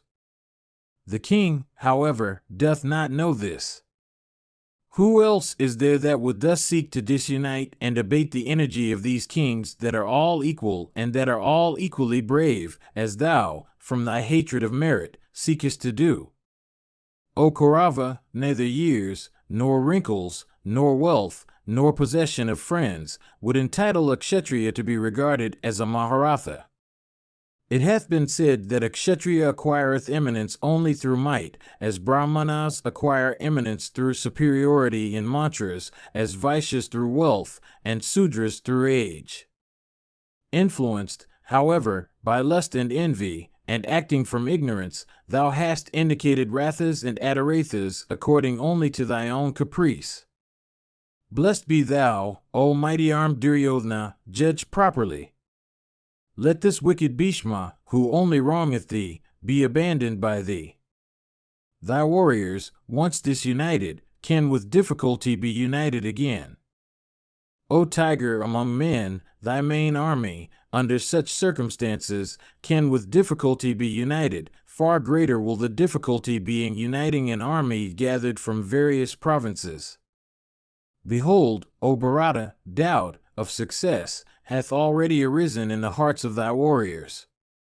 This Bhishma weakeneth our energy in our very presence.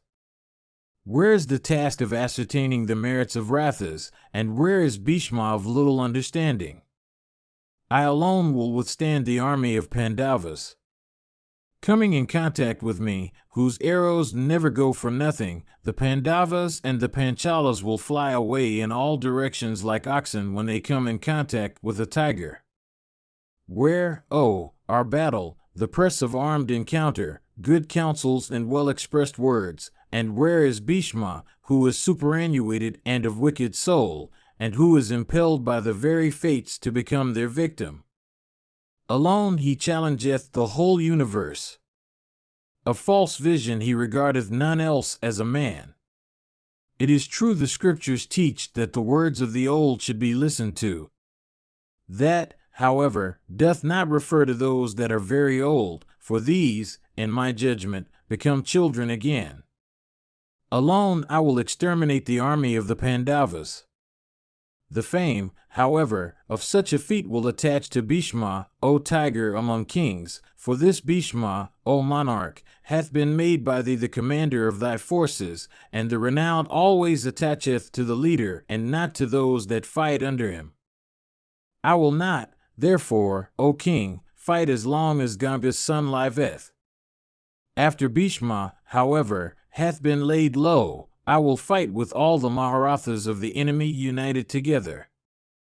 Bhishma said, this burden, vast as the ocean, in the matter of Duryodhana's battle with the Pandavas, is about to be taken up by me. I have thought of it for many years. Now that the hour is come for that terrible encounter, dissensions amongst ourselves should not be created by me. It is for this, Suta's son, that thou livest.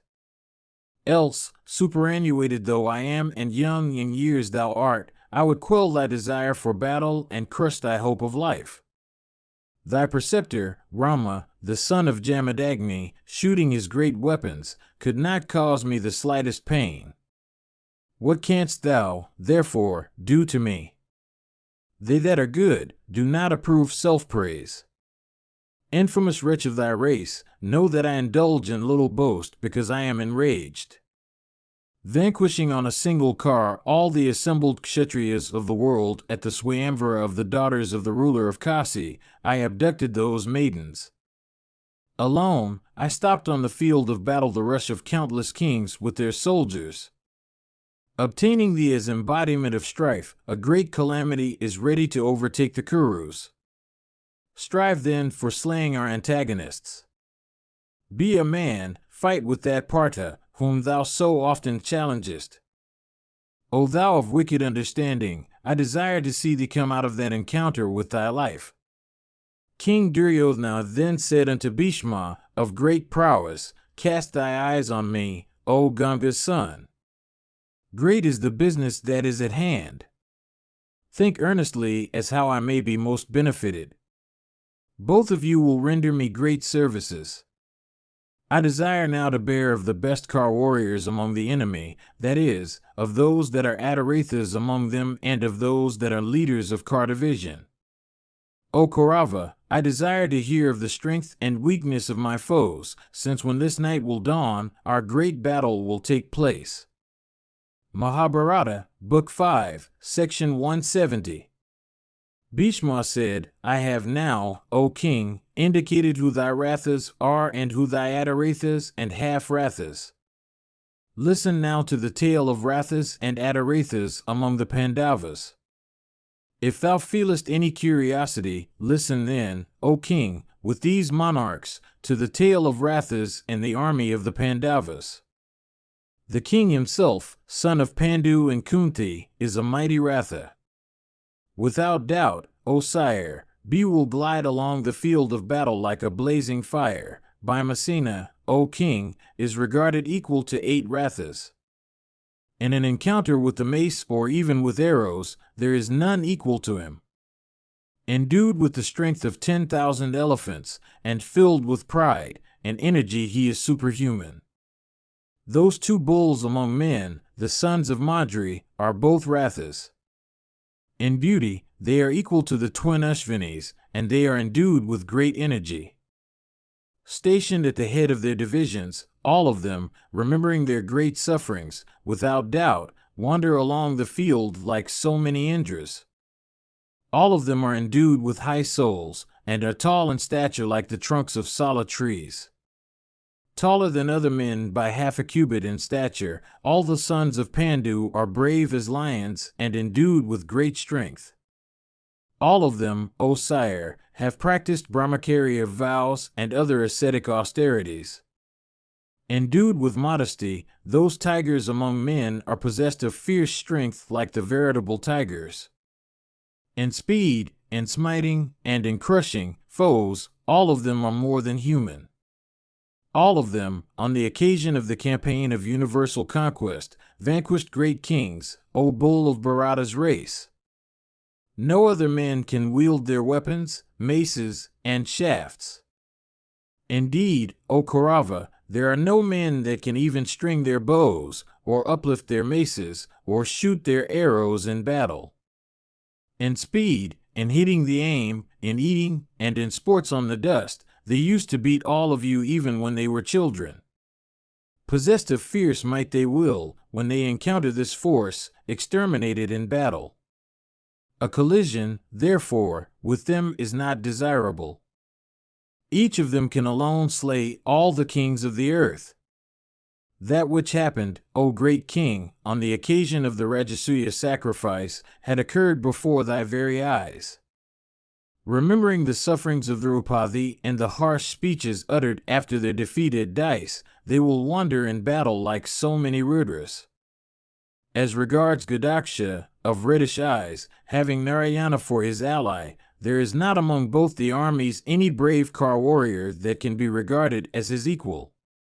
Let men alone. It hath not been heard by us that even among gods, Asuras, Uragas, Rakshasas, and Yikshas, there ever was born before, or there ever will be born hereafter, any car warrior like unto him.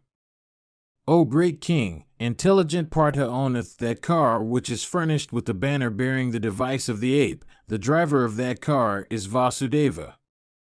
Dhananjaya himself is the warrior who fighteth from it. His, again, is that celestial bow called Gandiva. He owneth again those steeds fleet as the wind. His coat of mail is impenetrable and of celestial make. His 2 large quivers are inexhaustible. His arms have been obtained from the great Indra, Rudra, Kuvara, Yama, and Varuna. And upon his car, again, are those maces of frightful mien, and divers other great weapons having the thunderbolt amongst them. What car warrior can be regarded as his equal, who, stationed on a single car, slew in battle 1,000 Danavas, having their abode in Hiranyapura? Inflamed with wrath, possessed of great might and prowess, and capable of being baffled, that mighty armed warrior, while protecting his own army, will certainly exterminate thy troops. Myself and preceptor, Drona, among the 2 armies, and no third car warrior, O great king, can advance against the Nanjaya, that scatterer of arrowy showers, pouring his shafts, like the very clouds during the rainy season when propelled by mighty winds, that son of Kunti when Vasudeva as his second, steppeth for battle. He is skillful and young, while both of us are old and worn out. Vaisampayana continued, hearing these words of Bhishma, and recollecting with trembling heart the well-known valor of the sons of Pandu, and thinking of it, as if it were present before their eyes, the massive arms of kings, decked with bracelets and smeared with sandal paste, seemed to hang down divested of might. Mahabharata, Book 5, Section 171. Bhishma said, all the 5 sons of Draupadi, O monarch, are Maharathas. Virata's son Uttara is, in my judgment, one of the foremost of Rathas. The mighty-armed Abhimanyu is a leader of leaders of car divisions. Indeed, that slayer of foes is equal in battle to Partha himself or Vasudeva. Endued with great lightness of hand in shooting weapons, and acquainted with all the modes of warfare, he is possessed of great energy and is steady in the observance of vows. Remembering the sufferings of his own father, he will put forth his prowess. The brave Satyaki of Madhu's race is a leader of leaders of car divisions. Foremost among the heroes of the Vrishni race, he is endued with great wrath, and is perfectly dauntless. Uttamajas also, O king, is an excellent car warrior in my judgment. And Udamanyu, too, of great prowess, is, in my judgment, an excellent car warrior. All those chiefs own many thousands of cars and elephants and horses, and they will fight, reckless of their very lives, from desire of doing what is agreeable to Kunti's sons. Uniting with the Pandavas, they will, O great king, sweep through thy ranks like fire or the wind, challenging thy warriors. Invincible in battle, those bulls among men, old Virata and old Drupada, both endued with great prowess, are, in my judgment, both Maharathas. Though old in years, yet both of them are devoted to the observance of Kshatriya virtues. Treading along the path that is trod by heroes, both of them will exert to the best of their might. In consequence of their relationship to the Pandavas, and owing also, O king, to their being endued with strength and prowess, those great bowmen devoted to pure vows have both derived additional strength from the strength of their affection. According as the cause is, all strong-armed men become, O bull of Kuru's race, heroes or cowards. Actuated by a singleness of purpose, both these kings, who are powerful bowmen, will lay down their very lives in causing a great massacre of thy troops to the best of their might, O slayer of foes. Fierce in battle, these distinguished heroes, these mighty bowmen, regardless, O Bharata, of their lives, will, at the head of their respective Akshahinis, achieve great feats, justifying their relationship and the confidence that is reposed on them by the Pandavas. Mahabharata, Book 5, Section 172. Bhishma said, that subjugator of hostile cities, Sikandin, the son of the king of the Panchalas, is, O king, in my judgment, one of the foremost of Yudhishthira's Rathas.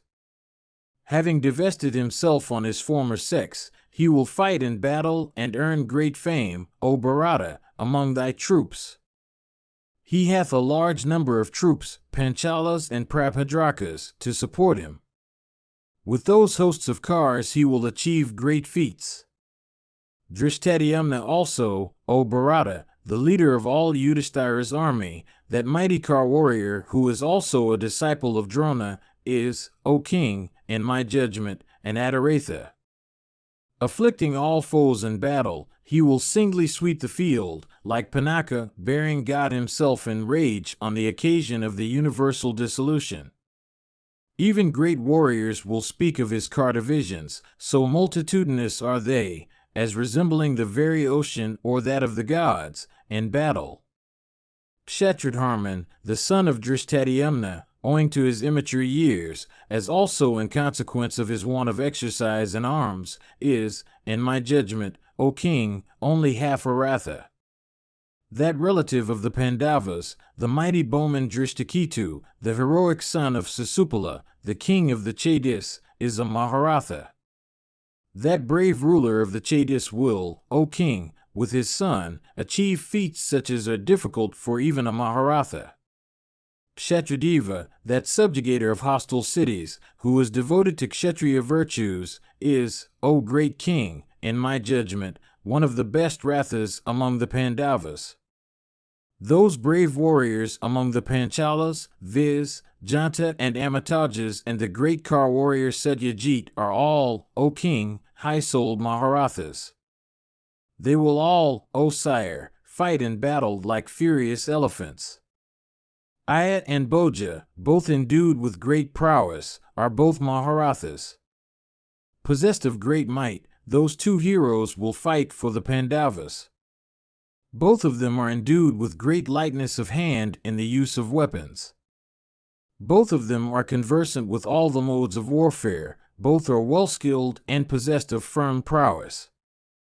The 5 Kshatriya brothers, O king, who are difficult of being vanquished, and all of whom have blood-red banners, are foremost of the Rathas. Kasika, and Sukumara, and Nila, and that other one, viz., Suryadatta, and Sankha, otherwise called Madaraswa, are all, in my judgment, the foremost of Rathas.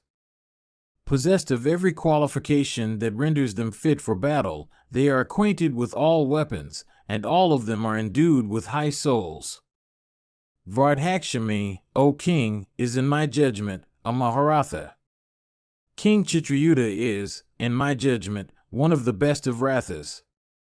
He is, besides, an asset in battle and devotedly attached to the diadem-decked Arjuna. Those mighty Kar warriors, those tigers among men, Chekatana and Satyajriti, are 2 of the best Rathas of the Pandavas in my judgment.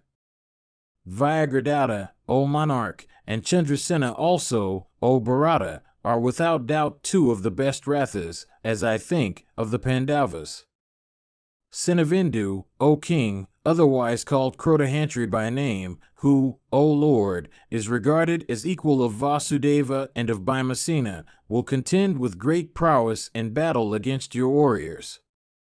Indeed, that best of kings, ever boasting of his feats in battle, should be regarded by thee, precisely as myself, Drona and Kripa are regarded by thee. That best of men, worthy of praise, viz., Kasya, is endued with great lightness of hand in the use of weapons. Indeed, that subjugator of hostile cities is known to me as equal to 1 Ratha. Drupada's son, Satyajit, young in years and displaying great prowess in battle, should be regarded as equal to 8 Rathas. Indeed, being Drishtadyumna's equal, he is an Adaratha. Desirous of spreading the fame of the Pandavas, he will achieve great feats.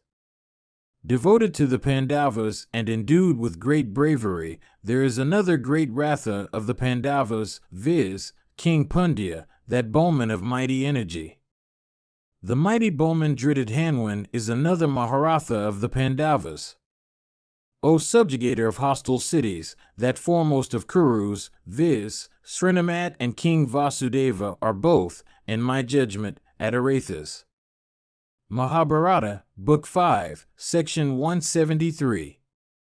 Bhishma said, O great king, Roshamana is another Maharatha of the Pandavas. He will, O Bharata, contend in battle against hostile warriors, like a second god. That subjugator of foes, the mighty bowman Kuntabhoja of great strength, the maternal uncle of Bhimasena, is, in my judgment, an Adaratha. This mighty and heroic bowman is well-versed and highly skilled in fight. Acquainted with all modes of warfare, this bull among Kar warriors is regarded by me as exceedingly competent.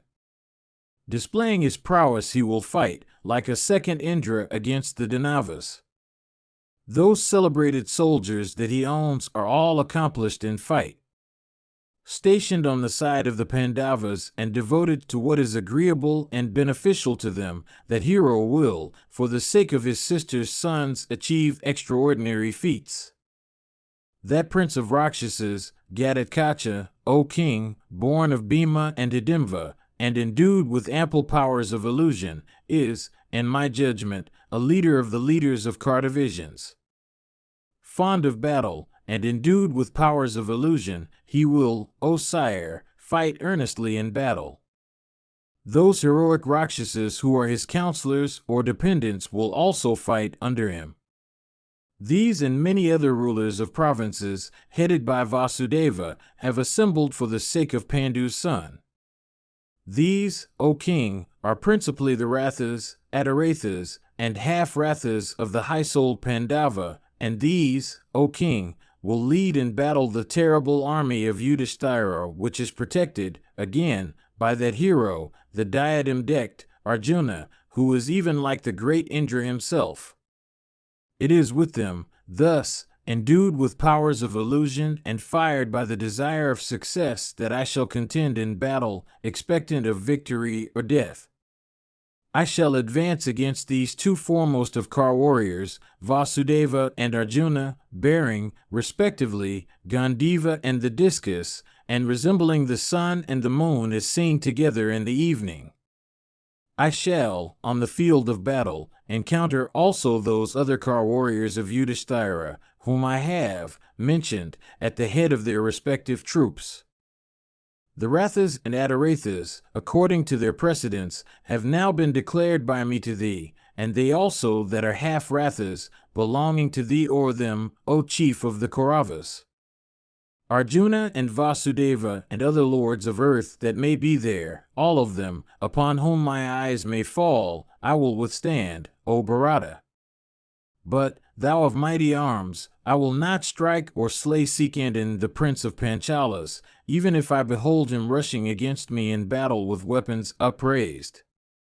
The world knows how from a desire of doing what was agreeable to my father, that I gave up the kingdom that had become mine and lived in the observance of the Brahmacharya vow. I then installed Chitrangada in the sovereignty of the Kauravas, making at the same time the child Vichitravirya the Yuvaraja. Having notified my godlike vow among all the kings of the earth, I shall never slay a woman or one that was formerly a woman. It may be known to you, O king, that Sikandin was formerly a woman. Having been born as a daughter, she afterwards became metamorphosed into the male sex. I shall not, O Bharata, fight against him. I shall certainly smite all other kings, O bull of Bharata's race, whom I may encounter in battle. I will not, however, O king, be able to slay the sons of Kunti. Mahabharata, Book 5, Section 174.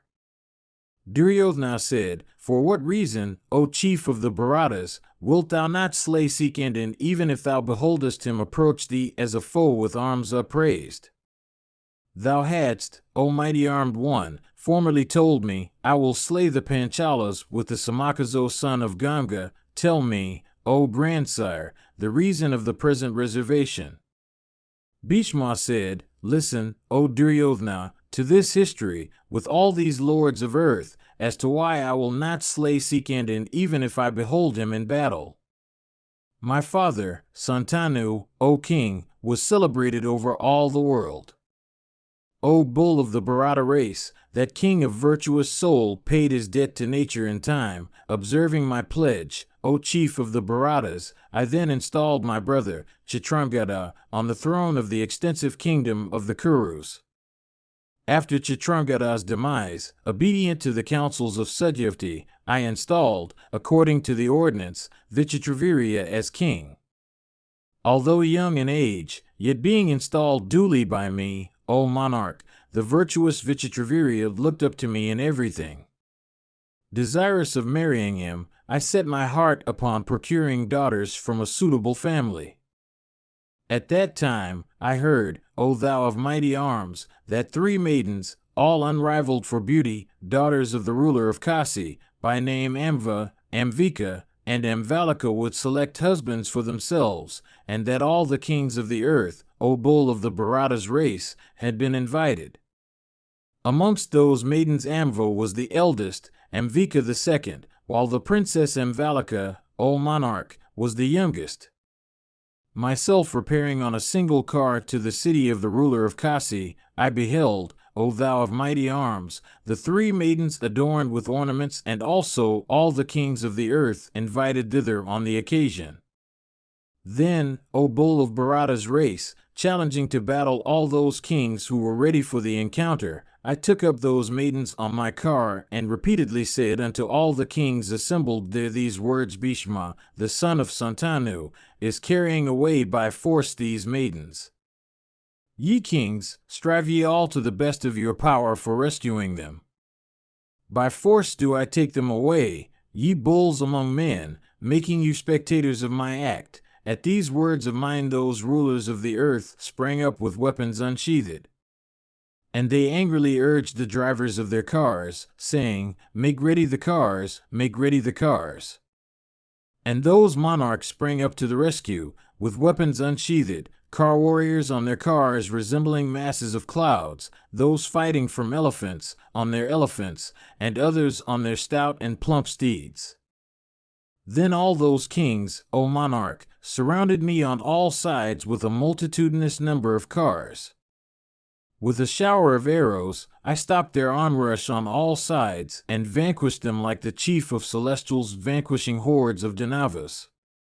Laughingly, with easiness I cut down the variegated standards, decked with gold, of the advancing kings, with blazing shafts, O bull of Bharata's race.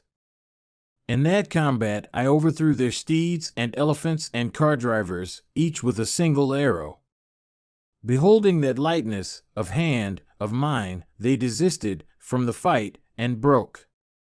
And having vanquished all those rulers of the earth, I came back to Hastinapura. I then, O thou of mighty arms, made over those maidens, and tending them for my brothers to Satyavati, and represented unto her everything I had done. Mahabharata, Book 5, Section 175. Bhishma said, Then, O chief of the Bharatas, approaching my mother, that daughter of the Dasa clan, and saluting that parent of heroes, I said these words: Having vanquished all the kings, these daughters of the ruler of Kasi, having beauty alone for their dowry, have been abducted by me for the sake of Vichitravirya. Then, O king, Satyavati, with eyes bathed in tears, smelt my head, and joyously said, By good luck it is, O child, that thou hast triumphed. When next, with Satyavati's acquiescence, the nuptials approached, the eldest daughter of the ruler of Kasi said these words in great bashfulness: O Bhishma, thou art conversant with morality, and art well versed in all our scriptures. Hearing my words, it behoveth thee to do towards me that which is consistent with morality. The ruler of the Sulas was before this mentally chosen by me as my lord. By him also, without my father's knowledge, I was privately solicited. How wouldst thou, O Bhishma, born especially as thou art in Kuru's race, transgress the laws of morality and cause one that longeth for another to live in thy abode? Knowing this, O bull of Bharata's race, and deliberating in thy mind, it behoveth thee, O mighty armed one, to accomplish what is proper. O monarch, it is clear that the ruler of the Sulas waiteth for me. It behoveth thee, therefore, O best of the Kurus, to permit me to depart. O mighty armed one, be merciful to me, O foremost of righteous persons. Thou, O hero, art devoted to truth, it is well known all over the earth. Mahabharata, Book 5, Section 176. Bhishma said, I then placed the matter before my mother, Kali, otherwise called Gandhavati, as also all our counselors, and also before our special and ordinary priests, and then permitted, O king, the eldest of those maidens, Amva, to depart.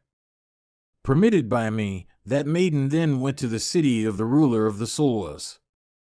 And she had for her escort a number of old Brahmanas, and was also accompanied by her own nurse. And having traveled the whole distance between Hastinapura and Solwa city, she approached King Solwa and said these words, I come, O thou of mighty arms, expectant of thee, O high-souled one.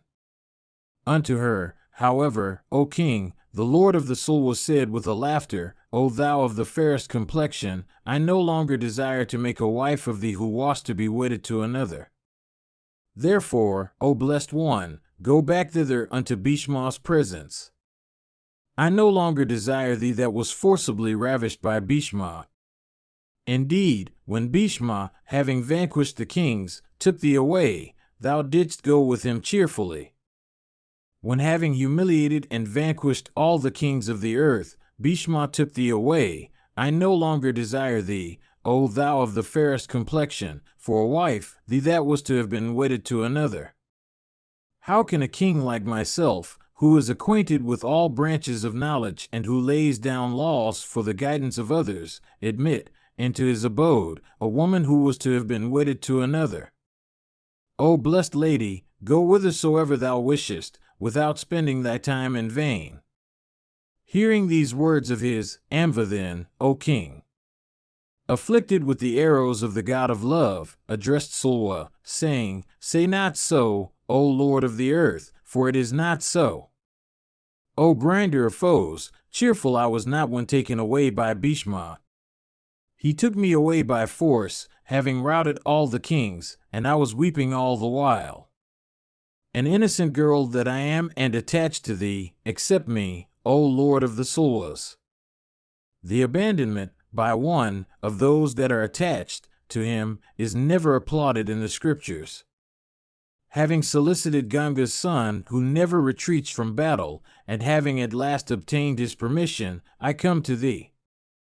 Indeed, the mighty-armed Bhishma, O king, desireth me not. It hath been heard by me that his action, in this matter, hath been for the sake of his brother. My two sisters Amvika and Amvalika, who were abducted with me at the same time, have, O king, been bestowed by Ganga's son on his younger brother Vichitravirya. O Lord of the Solwas, I swear, O tiger among men, by touching my own head that I have never thought of any other husband than thee. I do not, O great king, come to thee as one who was to have been wedded to another. I tell thee the truth, O Solwa, truly swearing by my soul. Take me, O thou of large eyes, me a maiden come to thee of her own accord, one unbetrothed to another, one desirous of thy grace. Although she spoke in this strain, Solwa, however, O chief of the Bharatas, rejected that daughter of the ruler of Kasi, like a snake casting off his slough. Indeed, although that king was earnestly solicited with diverse expressions such as these, the lord of the Solwa still did not, O bull of the Bharata race, manifest any inclination for accepting the girl.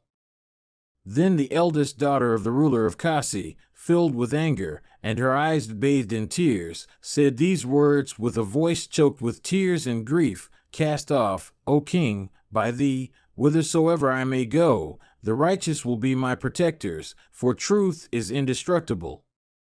It thus, O thou of Kuru's race, that the lord of the Solwas rejected that maiden who addressed him in language such as this, and who was sobbing in grief so tenderly. Go, go, were the words that Solwa said unto her repeatedly. I am in terror of Bhishma, O thou of fair hips, thou art Bhishma's capture. Thus addressed by Solwa, destitute of foresight, that maiden issued out of his city sorrowfully and wailing like a she-osprey. Mahabharata, Book 5, Section 177. Bhishma said, issuing out of the city, Amva reflected sorrowfully in this strain. There is not in the whole world a young woman in such a miserable plight as I. Alas, destitute of friends, I am rejected by Solwa also.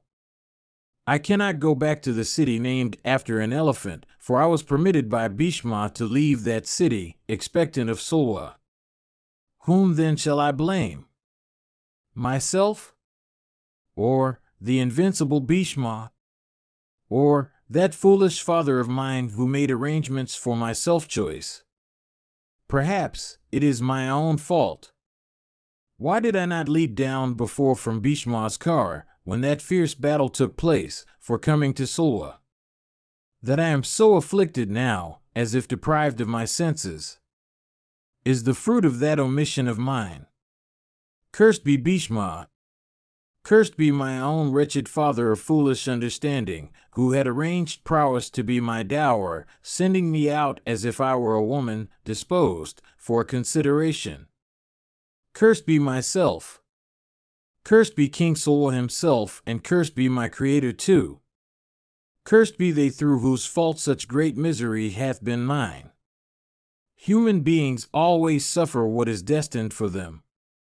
The cause, however, of my present affliction is Bhishma, the son of Santanu. I, therefore, see that at present my vengeance should fall upon him either through ascetic austerities or by battle, for he is the cause of my woe. But what king is there that would venture to vanquish Bhishma in battle? Having settled this, she issued out of the city for repairing to an asylum of the high-souled ascetics of virtuous deeds. The night she stayed there, surrounded by those ascetics. And that lady of sweet smiles told those ascetics, O Bharata, all that had happened to herself with the minutest details, O mighty armed one, about her abduction and her rejection by Sulwa. There lived in that asylum an eminent Brahmana of rigid vows, and his name was Saikavatya. Endued with ascetic merit of a high order, he was a preceptor of the scriptures and the Aranyakas. And the sage Saikavatya, of great ascetic merit, addressed that afflicted maiden, that chaste girl sighing heavily in grief, and said, If it hath been so, O blessed lady, what can high-souled ascetics residing in their woody retreats and engaged in penances do? That maiden, however, O king, answered him, saying, Let mercy be shown to me. I desire a life in the woods, having renounced the world. I will practice the severest of ascetic austerities. All that I now suffer is certainly the fruit of those sins that I had committed from ignorance in my former life. I do not venture to go back to my relatives, ye ascetics, rejected and cheerless, that I am knowing that I have been humiliated by Sulwa. Ye that have washed away your sins, godlike as ye are, I desire that ye should instruct me in ascetic penance. Oh, let mercy be shown to me. Thus addressed, that sage then comforted the maiden by examples and reasons borrowed from the scriptures. And having consoled her thus, he promised, with the other Brahmanas, to do what she desired. Mahabharata, Book 5, Section 178. Bhishma said, Those virtuous ascetics then set themselves about their usual avocations, thinking all the while as to what they should do for that maiden. And some amongst them said, Let her be taken to her father's abode. And some amongst them set their hearts upon reproaching ourselves. And some thought that repairing to the ruler of the Sulwas, he should be solicited to accept the maiden. And some said, No, that should not be done, for she hath been rejected by him. And after some time had passed thus, those ascetics of rigid vows once more said unto her, What, O blessed lady, can ascetics with senses under control do? Do not devote thyself to a life in the woods, renouncing the world. O blessed lady, listen to these words that are beneficial to thee. Depart hence, blessed be thou, to thy father's mansion. The king, thy father, will do what should next be done. O auspicious one, surrounded by every comfort, thou mayest live there in happiness. Thou art a woman. At present, therefore, O blessed one, thou hast no other protector save thy father. O thou of the fairest complexion, as regards a woman, she hath her father for her protector or her husband. Her husband is her protector when she is in comfortable circumstances, but when plunged in misery, she hath her father for her protector. A life in the woods is exceedingly painful, especially to one that is delicate. Thou art a princess by birth, over this, thou art, again, very delicate, O beautiful dame. O blessed lady, there are numerous discomforts and difficulties attaching to a life in a woody retreat, none of which, O thou of the fairest complexion, shalt thou have to bear in thy father's abode. Other ascetics, beholding that helpless girl, said to her, seeing thee alone in deep and solitary woods, kings may court thee. Therefore, set not thy heart upon such a course. Hearing these words, Amva said, I am incapable of going back to my father's abode in the city of Kasi, for without doubt I shall then be disregarded by all my relatives. Ye ascetics, I lived there, in my father's abode, during my childhood. I cannot, however, now go to thither where my father is. Protected by the ascetics, I desire to practice ascetic austerities, so that in even future life of mine such sore afflictions may not be mine. Ye best of ascetics, I desire, therefore, to practice ascetic austerities. Bhishma continued, when those Brahmanas were thinking thus about her, there came into that forest that best of ascetics, the royal sage Hatravahana. Then those ascetics reverenced the king with worship, inquiries of welcome and courtesy, a seat, and water. And after he was seated and had rested for a while, those denizens of the forest once more began to address that maiden in the hearing of that royal sage. Hearing the story of Amva and the king of Kasi, that royal sage of great energy became very anxious at heart. Hearing her speak in that strain, and beholding her, distressed, that royal sage of rigid austerities, viz., the high-souled Hatravahana, was filled with pity.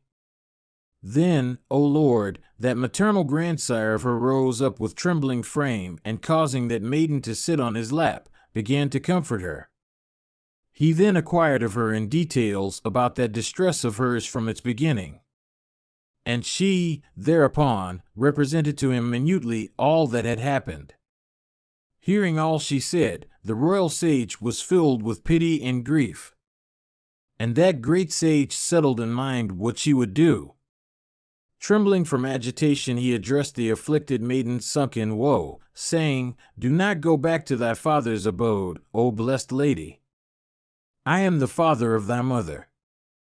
I will dispel thy grief. Rely on me, O daughter. Great, indeed, must thy affliction be when thou art so emaciated. At my advice, go unto the ascetic Rama, the son of Jamadagni. Rama will dispel this great affliction and grief of thine. He will slay Bhishma in battle if the latter obeyeth not his behest. Go, therefore, unto that foremost one of Bhrigu's race who resembleth the Yuga fire itself in energy. That great ascetic will place thee once more on the right track. Hearing this, that maiden, shedding tears all the while, saluted her maternal grandsire, Hatravahana, with a bend of her head and addressed him, saying, Go, I will at thy command. But shall I succeed in obtaining a sight of that reverend sire celebrated over the world? How will he dispel this poignant grief of mine? And how shall I go to that descendant of Bhrigu? I desire to know all this. Hatravahana said, O blessed maiden, thou wilt behold Jamadagni's son, Rama, who is devoted to truth and endued with great might and engaged in austere penances in the great forest. Rama always dwelleth in that foremost of the mountains called Mahendra. Many rishis, learned in the Vedas, and many Gandharvas and Apsaras also dwell there. Go, blessed be thou, and tell him these words of mine, having saluted with thy bent head that sage of rigid vows and great ascetic merit. Tell him also, O blessed girl, all that thou seekest. If thou namest me, Rama will do everything for thee, for Rama, the heroic son of Jamadagni, that foremost of all bearers of arms, is a friend of mine highly pleased with me, and always wisheth me well. And while King Hatravahana was saying all this unto that maiden, thither appeared Akritavrana, a dear companion of Rama. And on his advent those menaced by hundreds, and the Srinjaya king Hatravahana, old in years, all stood up. And those denizens of the forest, uniting with one another, did him all the rites of hospitality. And they all took their seats surrounding him. And filled, O monarch, with gratification and joy, they then started various delightful, laudable, and charming subjects of discourse. And after their discourse was over, that royal sage, the high-souled Hatravahana, inquired of Akritavrana about Rama, that foremost of great sages, saying, O thou of mighty arms, where, O Akritavrana, may that foremost of persons acquainted with the Vedas, viz., Jamadagni's son of great prowess, be seen? Akritavrana answered him, saying, O Lord, Rama always speaketh of thee, O king, saying, that royal sage of the Srinjayas is my dear friend. I believe Rama will be here tomorrow morning. Thou wilt see him even here when he cometh to behold thee. As regards this maiden, for what, O royal sage, hath she come to the wood? Whose is she, and what is she to thee? I desire to know all this. Hatravahana said, the favorite daughter of the ruler of Kasi, she is, O Lord, my daughter's child. The eldest daughter of the king of Kasi, she is known by the name of Amva. Along with her two younger sisters, O sinless one, she was in the midst of her Swayamvara ceremonies. The names of her two younger sisters are Amvika and Amvalika, O thou endued with wealth of asceticism. All the Kshatriya kings of the earth were assembled together at the city of Kasi. And, O regenerate Rishi, great festivities were going on there on account of the self-choice of these maidens. In the midst of these, Santanu's son, Bhishma, of mighty valor, disregarding all the kings, abducted the girls. Vanquishing all the monarchs, the pure-souled Prince Bhishma of Bharata's race then reached Hastinapura, and representing everything unto Satyavati, ordered his brother Vichitravirya's marriage to take place with the girls he had brought. Beholding the arrangements for those nuptials complete, this maiden, O bull among Brahmanas, then addressed Ganga's son in the presence of his ministers, and said, I have, O hero, within my heart chosen the Lord of the souls to be my husband. Conversant as thou art with morality, it behoveth thee not to bestow me on thy brother, whose heart is given away to another. Hearing these words of hers, Bhishma took counsel with his ministers. Deliberating on the matter, he, at last, with Satyavati's consent, dismissed this maiden. Permitted thus by Bhishma, this girl gladly repaired to Sulwa, the lord of Sauba, and approaching him said, Dismissed I have been by Bhishma. See that I do not fall off from righteousness. In my heart, I have chosen thee for my lord, O bull among kings. Sulwa, however, rejected her, suspecting the purity of her conduct. Even she hath come to these woods, sacred for asceticism, being ardently inclined to devote herself to ascetic penances.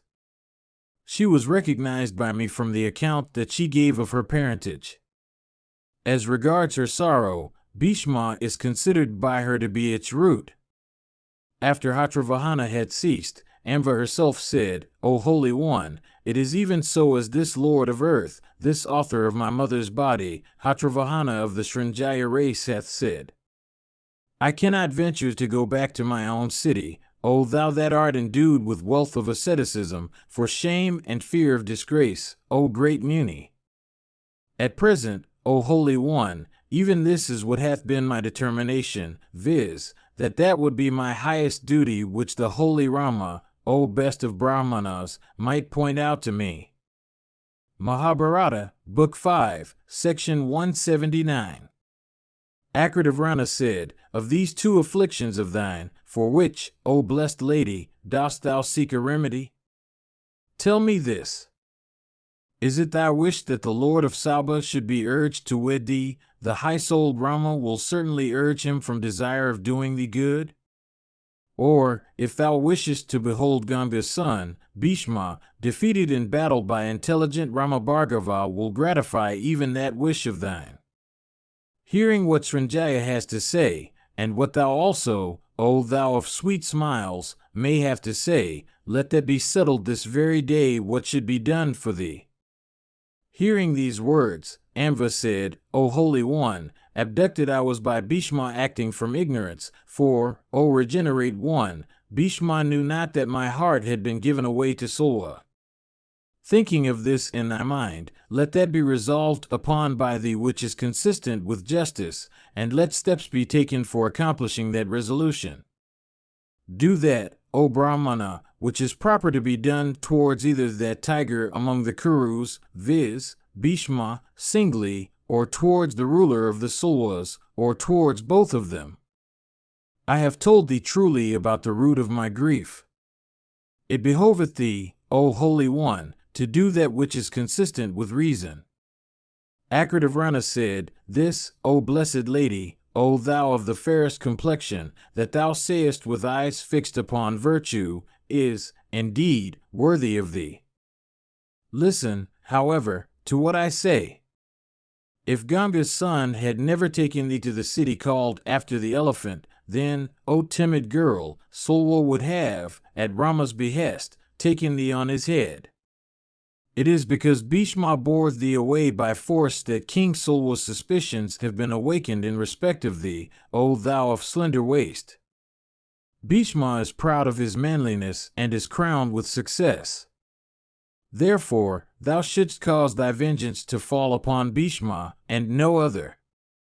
Hearing these words of the sage, Amva said, O regenerate one, this desire hath been cherished by me also in my heart, viz., that, if possible, Bhishma should be caused by me to be slain in battle. O thou of mighty arms, be it Bhishma or be it King Solwa, punish that man whom thou thinkest to be guilty and through whose act I have been so miserable. Bhishma continued, in conversation such as this, that day passed and the night also, O best of Bharata's race, with its delicious breeze which was neither cold nor hot. Then Rama appeared there, beaming with energy. And that sage wearing matted locks on his bead and attired in deerskins was surrounded by his disciples. And endued with magnanimous soul, he had his bow in hand. And bearing also a sword and a battle-axe, that sinless one, O tiger among kings, approached the Srinjaya king, Hatravahana, in that forest. And the ascetics dwelling there, and that king also who was endued with great ascetic merit, beholding him, all stood up and waited, O king, with joined hands. And that helpless maiden too did the same. And they all cheerfully worshipped Bhargava with the offer of honey and curds. Being worshipped duly by them, Rama sat with them seated round him. Then, O Bharata, Jamadagni's son and Hatravahana, seated thus together, began to discourse. And after their discourse was over, the sage Hatravahana opportunely said in a sweet voice these words of grave import unto that foremost one of Bhrigu's race, viz., Rama of mighty strength, O Rama, this is my daughter's daughter, O Lord, being the daughter of the king of Kasi. She hath something to be done for her. Oh, listen to it duly, O thou that art skilled in all tasks. Hearing these words of his friend, Rama addressed that maiden, saying, Tell me what thou hast to say. At these words, Amva approached Rama, who resembled a blazing fire, and worshipping both his feet with her bent head, touched them with her two hands that resembled, in radiance, a couple of lotuses, and stood silently before him. And filled with grief, she wept aloud, her eyes bathed in tears. And she then sought the protection of that descendant of Bhrigu, who was the refuge of all distressed persons. And Rama said, Tell me what grief is in thy heart. I will act according to thy words. Thus encouraged, Amva said, O thou of great vows, O Holy One, today I seek thy protection. O Lord, raise me from this unfathomable ocean of sorrow. Bhishma continued, beholding her beauty and her youthful body and its great delicacy, Rama began to think, what will she say? And that perpetuator of Bhrigu's line, thinking inwardly of this, sat long in silence, filled with pity. He then addressed that maiden of sweet smiles again, saying, "Tell us what thou hast to say." Thus encouraged, she represented everything truly unto Bhargava. And Jamadagni's son, hearing these words of the princess, and having first settled what he should do, addressed that damsel of the fairest complexion, saying, "O beautiful lady, I will send word unto Bhishma, that foremost one of Kuru's race. Having beard what my behest is, that king will certainly obey it. If, however, the son of Jahnavi do not act according to my words, I will then consume him in battle, O blessed girl, with all his counselors. Or, O princess, if thou desirest it, I may even address the heroic ruler of the Sulwas to the matter in hand." Hearing these words of Rama, Amva said, "Dismissed I was by Bhishma, O son of Bhrigu's race, as soon as he heard that my heart had previously been freely given away to the ruler of the Sulwas. Approaching then the lord of Sauba, I addressed him in language that was unbecoming. Doubtful of the purity of my conduct, he refused to accept me. Reflecting on all this, with the aid of thy own understanding, it behoveth thee, O son of Bhrigu's race, to do that which should be done in view of these circumstances. Bhishma, however, of great vows is the root of my calamity, for he brought me under his power, taking me up, on his car, by violence. Slay that Bhishma, O thou of mighty arms, for whose sake, O tiger of Bhrigu's race, overwhelmed with such distress, I suffer such poignant misery. Bhishma, O thou of Bhrigu's race, is covetous, and mean, and proud of his victory. Therefore, O sinless one, thou shouldst give him his deserts. While, of Lord, I was being abducted by him, even this was the desire that I cherished in my heart, viz., that I should cause that hero of great vows to be slain. Therefore, O sinless Rama, gratify this desire of mine. O thou of mighty arms, slay Bhishma, even as Purandara slew Vritra." Mahabharata, Book 5, Section 180. Bhishma said, "O Lord," repeatedly urged by that maiden to slay Bhishma. Rama replied unto that weeping girl, saying, "O daughter of Kasi, O thou of the fairest complexion, I do not, on any account, take up arms now except for the sake of those that are conversant with the Vedas. Tell me, therefore, what else I can do for thee. Both Bhishma and Sulwa are, O princess, exceedingly obedient to me. Do not grieve, I will accomplish thy object. I will not, however, O beautiful lady, take up arms, except at the command of Brahmanas. This hath been my rule of conduct." Amva said, "My misery, O Holy One, should by any means be dispelled by thee.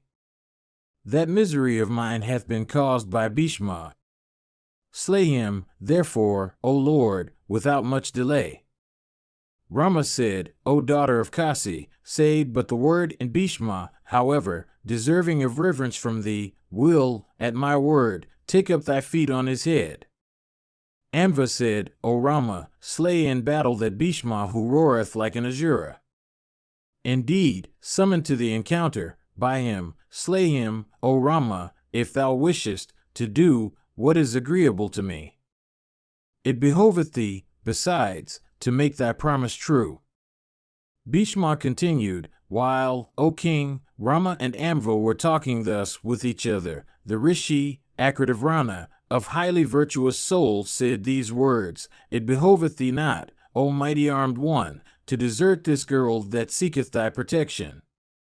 If summoned to battle, Bhishma cometh to the encounter and saith, I am vanquished, or, if he obeyeth thy words, then that which this maiden seeketh will be accomplished, O son of Bhrigu's race, and the words spoken by thee, O Viro, will also, O Lord, be true.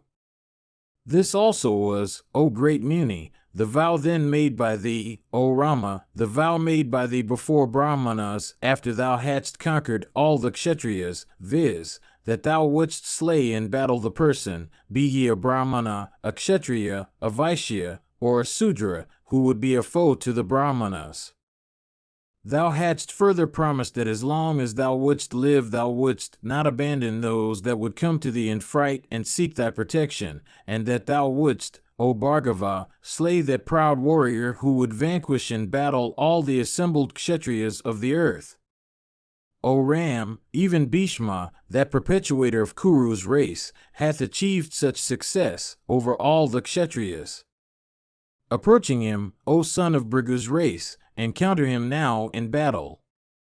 Rama said, O best of rishis, I recollect that vow of mine made before. I will, however, in the present instance, do that which conciliation may point out. That task which the daughter of Kasi hath in her mind is a grave one, O Brahmana. Taking this maiden with me, I will repair myself to the place where Bhishma is. If Bhishma, proud of his achievements in battle, do not obey my behest, I will then slay that arrogant wight. Even this is my fixed resolve. The arrows shot by me do not stick to the bodies of embodied creatures, but pass them through. This is known to you from what you saw in my encounters with the Kshatriyas. Having said this, Rama then, along with all those seekers of Brahma, resolved to depart from that asylum. And the great ascetic then rose from his seat. Then all those ascetics passing that night there, performed, on the next morning, their Homerites and recited their prayers. And then they all set out, desirous of taking my life. And Rama, accompanied by all those devotees of Brahma, then came to Kurukshetra, O monarch, with that maiden, O Bharata, in their company. And those high-souled ascetics, with that foremost one of Bhrigu's race at head, having arrived on the banks of the stream of Sarasvati, quartered themselves there. Mahabharata, Book 5, Section 181.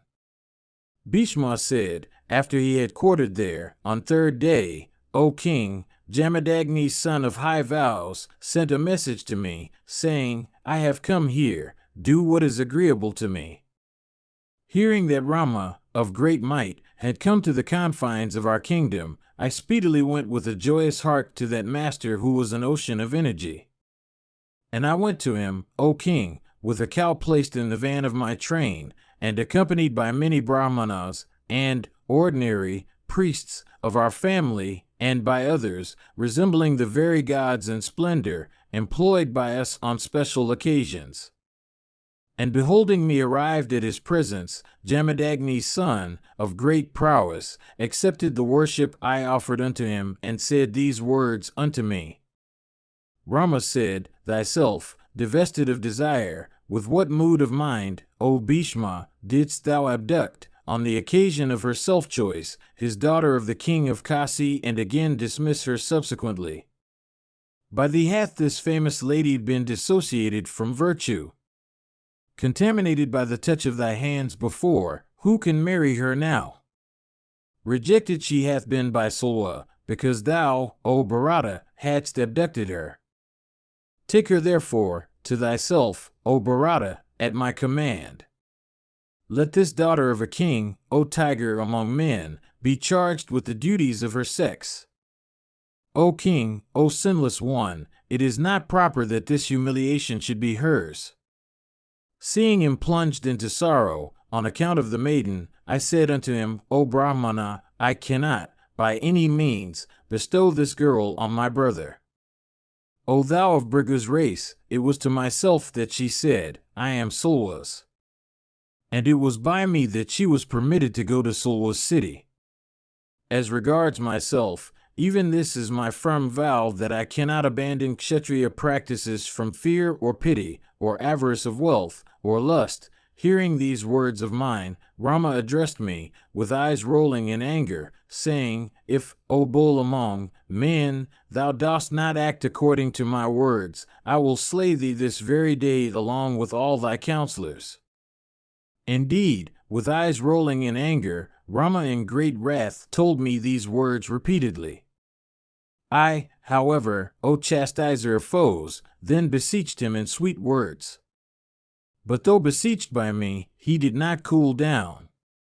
Bowing down with my head unto that best of Brahmanas, I then inquired of him the reason for which he sought battle with me. I also said, O thou of mighty arms, while I was a child it was thou who instructed me in the 4 kinds of arms. I am, therefore, O thou of Bhrigu's race, thy disciple. Then Rama answered me with eyes red in anger, Thou knowest me, O Bhishma, to be thy preceptor, and yet, O Kauravya, thou acceptest not, for pleasing me, this daughter of the ruler of Kasi. O delighter of the Kurus, I cannot be gratified unless thou actest in this way. O mighty armed one, take this maiden and preserve thy race. Having been abducted by thee, she obtaineth not a husband. Unto Rama, that subjugator of hostile cities, I replied, saying, This cannot be, O regenerate Rishi.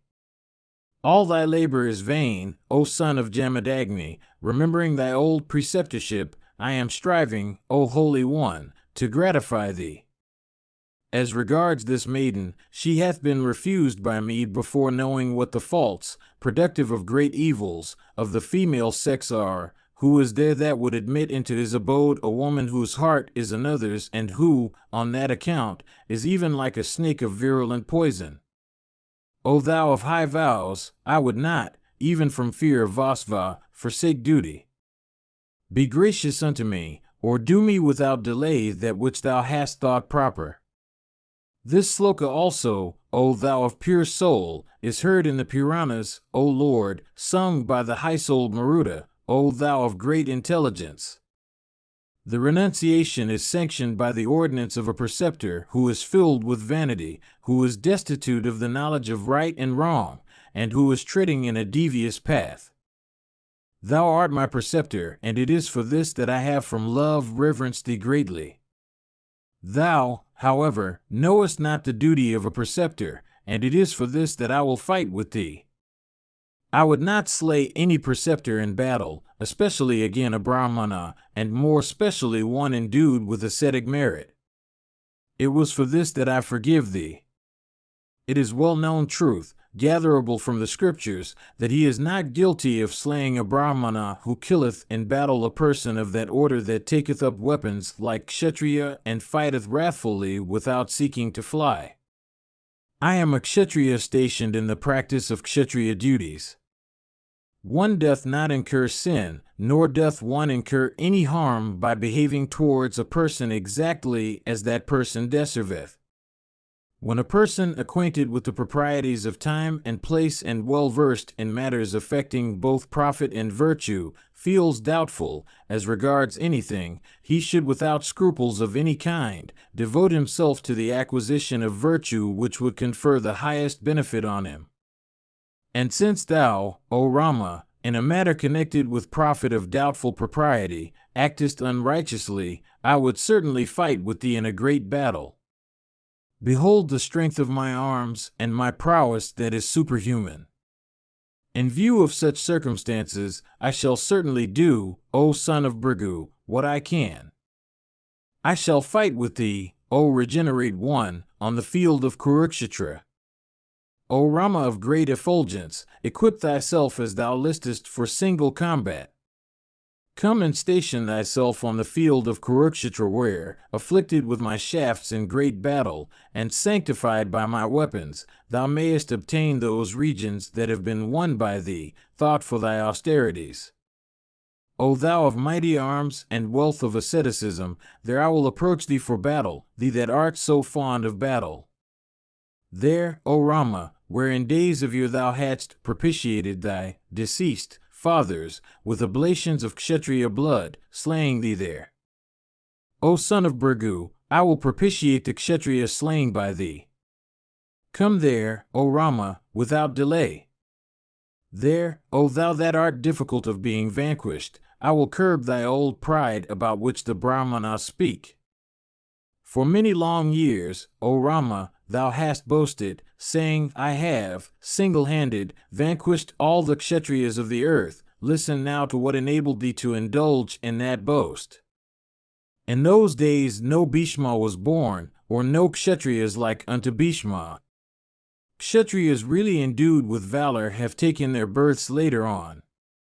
As regards thyself, thou hast consumed only heaps of straw. The person that would easily quell thy pride of battle hath since been born. He, O mighty armed one, is no other than myself, even Bhishma, that subjugator of hostile cities. Without doubt, O Rama, I shall just quell thy pride of battle. Bhishma continued, hearing these words of mine.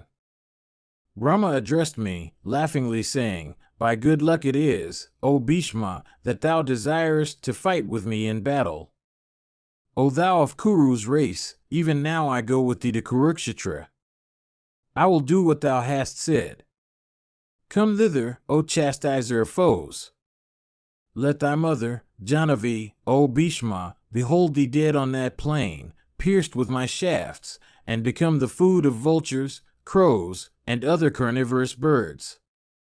Let that goddess worshipped by Siddhas and Charanas, that blessed daughter of Bhajaratha, in the form of a river, who begot thy wicked self, weep today, O king, beholding thee slain by me and lying miserable on that plain, however undeserving she may be of seeing such a sight. Come, O Bhishma, and follow me, O proud wight, always longing for battle. O thou of Kuru's race, take with thee, O bull of Bharata's line, thy cars and all other equipments of battle. Hearing these words of Rama, that subjugator of hostile towns, I worshipped him with a bend of my head and answered him, saying, So be it. Having said all this, Rama then went to Kurukshetra from desire of combat, and I also, entering our city, represented everything unto Satyavati. Then causing propitiatory ceremonies to be performed for my victory, and being blessed also by my mother, and making the Brahmanas utter benedictions on me, I mounted on a handsome car made of silver, and unto which, O thou of great glory, were yoked steeds white in hue. And every part of that car was well built, and it was exceedingly commodious and covered on all sides with tiger skin. And it was equipped with many great weapons, and furnished with all necessaries.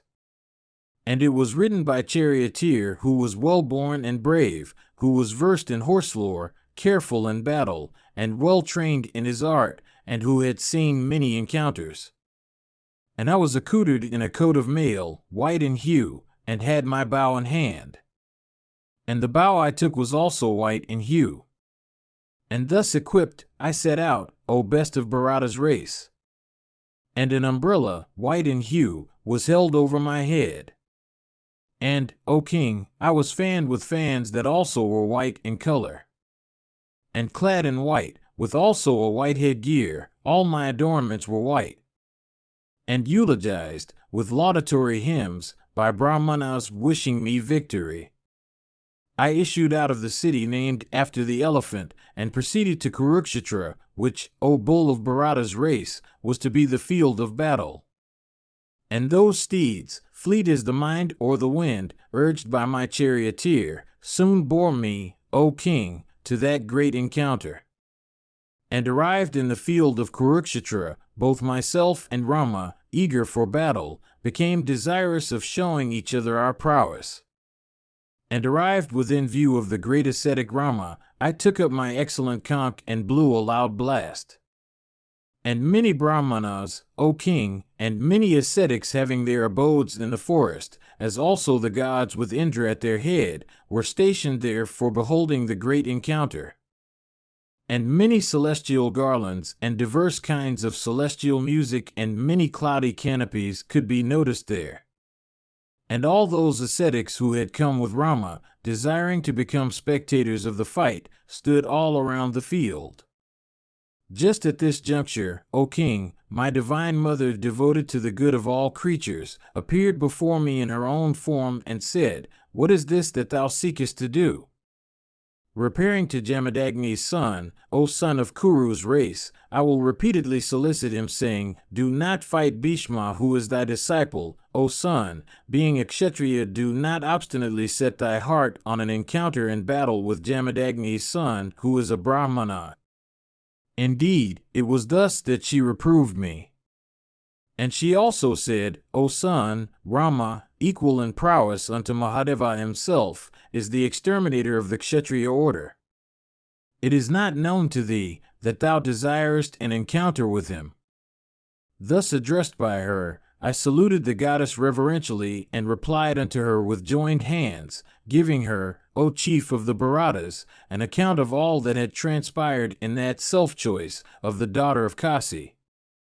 I also told her everything, O king of kings, about how I had urged Rama to desist from the combat.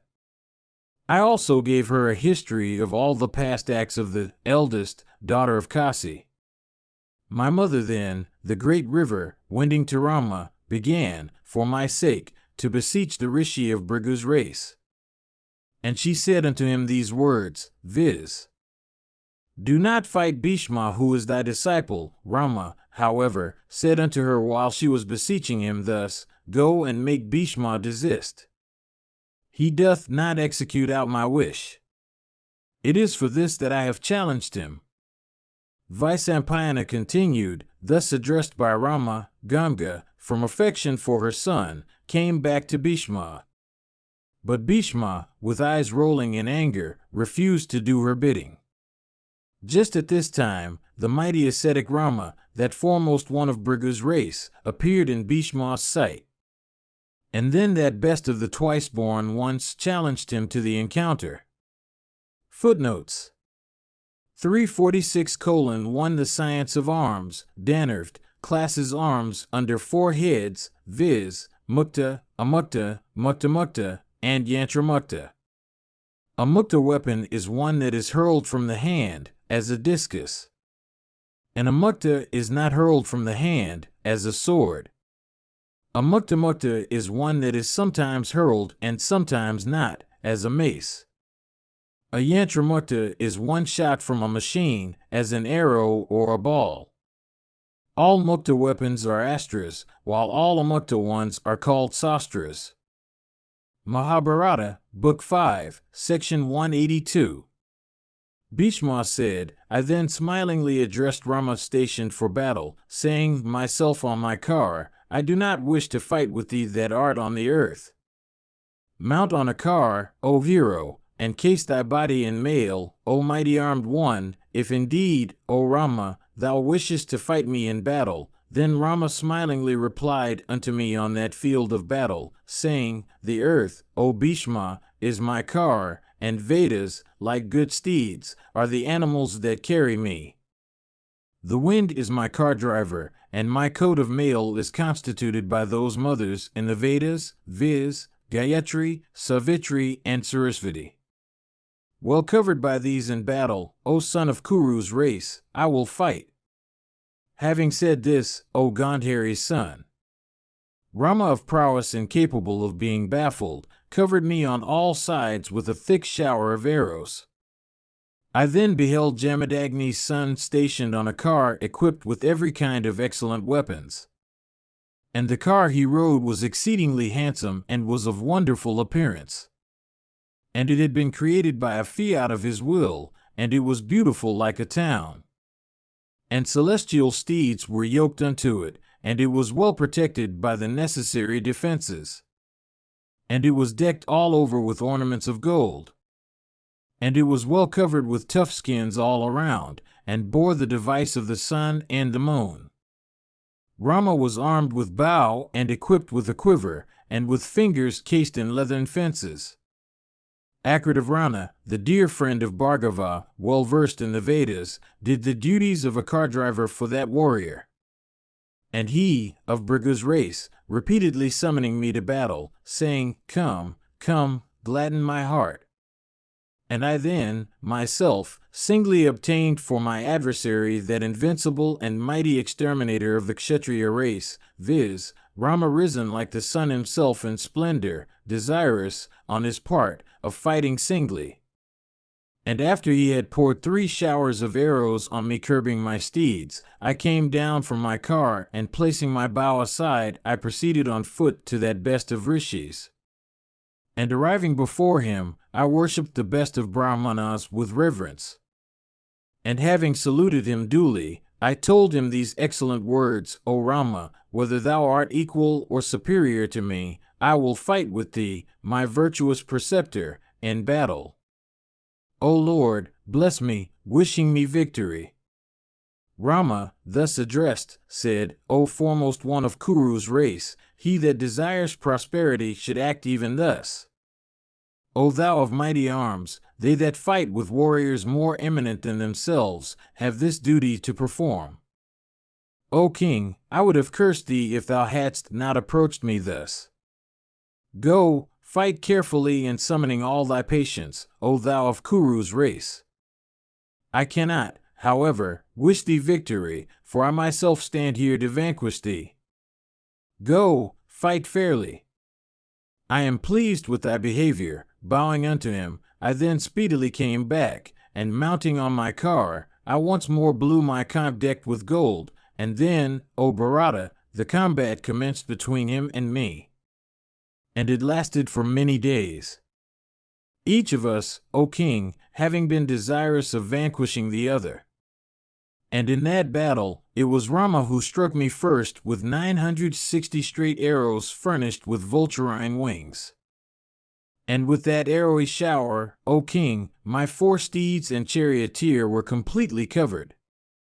Notwithstanding all this, however, I remained quiet in that encounter, accoutred in my coat of mail. Bowing unto the gods, and especially unto the Brahmanas, I then smilingly addressed Rama stationed for battle, saying, Although thou hast shown little regard for me, yet I have fully honored thy preceptorship. Listen again, O Brahmana, to some other auspicious duty that should be discharged if virtue is to be earned. The Vedas that are in thy body, and the high status of Brahmana that is also in thee, and the ascetic merit thou hast earned by the severest of austerities, I do not strike at these. I strike, however, at that kshatriyahood which thou, O Rama, hast adopted. When a Brahmana taketh up weapons, he becometh a kshatriya. Behold now the power of my bow and the energy of my arms. Speedily shall I cut off that bow of thine with a sharp shaft. Saying this I shot at him, O bull of Bharata's race, a sharp broad-headed arrow, and cutting off one of the horns of his bow with it. I caused it to drop on the ground. I then shot at Jamadagni's car 100 straight arrows winged with vulturine feathers. Piercing through Rama's body and borne along by the wind, those arrows coursing through space seemed to vomit blood from their mouths and resembled veritable snakes. Covered all over with blood and with blood issuing out of his body. Rama, O king, shone in battle, like the Sumeru mountain with streams of liquid metal rolling down its breast, or like the Asoka tree at the advent of spring, when covered with red bunches of flowers, or, O king, like the Kinsuka tree when clad in its flowery attire. Taking up then another bow, Rama, filled with wrath, showered upon me numerous arrows of excessive sharpness, furnished with golden wings. And those fierce arrows of tremendous impetus, resembling snakes, or fire, or poison, coming at me from all sides, pierced my very vitals and caused me to tremble. Summoning all my coolness, then addressed myself for the encounter, and filled with rage I pierced Rama with 100 arrows. And afflicted with those 100 blazing shafts, resembling either fire, or the sun, or looking like snakes of virulent poison, Rama seemed to lose his senses. Filled, O Bharata, with pity at the sight, I stopped of my own accord and said, Oh, fie on battle! Fie on Kshatriya practices! And overwhelmed, O king, with grief, I repeatedly said, Alas! Great is the sin committed by me through observance of Kshatriya practices, since I have afflicted with arrows my preceptor who is a Brahmana endued with a virtuous soul. After that, O Bharata, I ceased striking Jamadagni's son any more. At this time, the 1,000-rayed luminary, having heated the earth with his rays, proceeded at the close of day to his chambers in the west, and the battle also between us ceased. Mahabharata, Book 5, Section 183. Bhishma said, after the battle had ceased, my charioteer, well skilled in such operations, drew out from his own body, from the bodies of my steeds, and from my body as well, the arrows that struck there.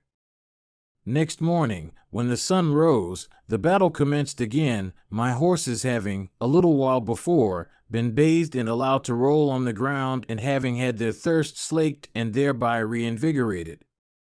And beholding me coming quickly to the encounter attired in a coat of mail and stationed on my car, the mighty Rama equipped his car with great care. And I myself also, beholding Rama coming towards me from desire of battle, placed aside my bow and quickly descended from my car. Saluting Rama, I reascended it, O Bharata, and desirous of giving battle, stood fearlessly before that son of Jamadagni. I then overwhelmed him with a thick shower of arrows, and he too covered me with an arrowy shower in return. And filled with wrath, Jamadagni's son once more shot at me a number of fierce shafts of great force and blazing mouths looking like veritable snakes. And I too, O king, shooting sharp shafts by hundreds and thousands, repeatedly cut off Rama's arrows in mid-air before they could come at me. Then the mighty son of Jamadagni began to hurl celestial weapons at me, all of which I repelled, desirous of achieving mightier feats, O thou of strong arms, with my weapons. And loud was the din that then arose in the welkin all around. At that time, I hurled at Rama the weapon named Vyasa, which Rama neutralized, O Bharata, by the weapon called Vyasa.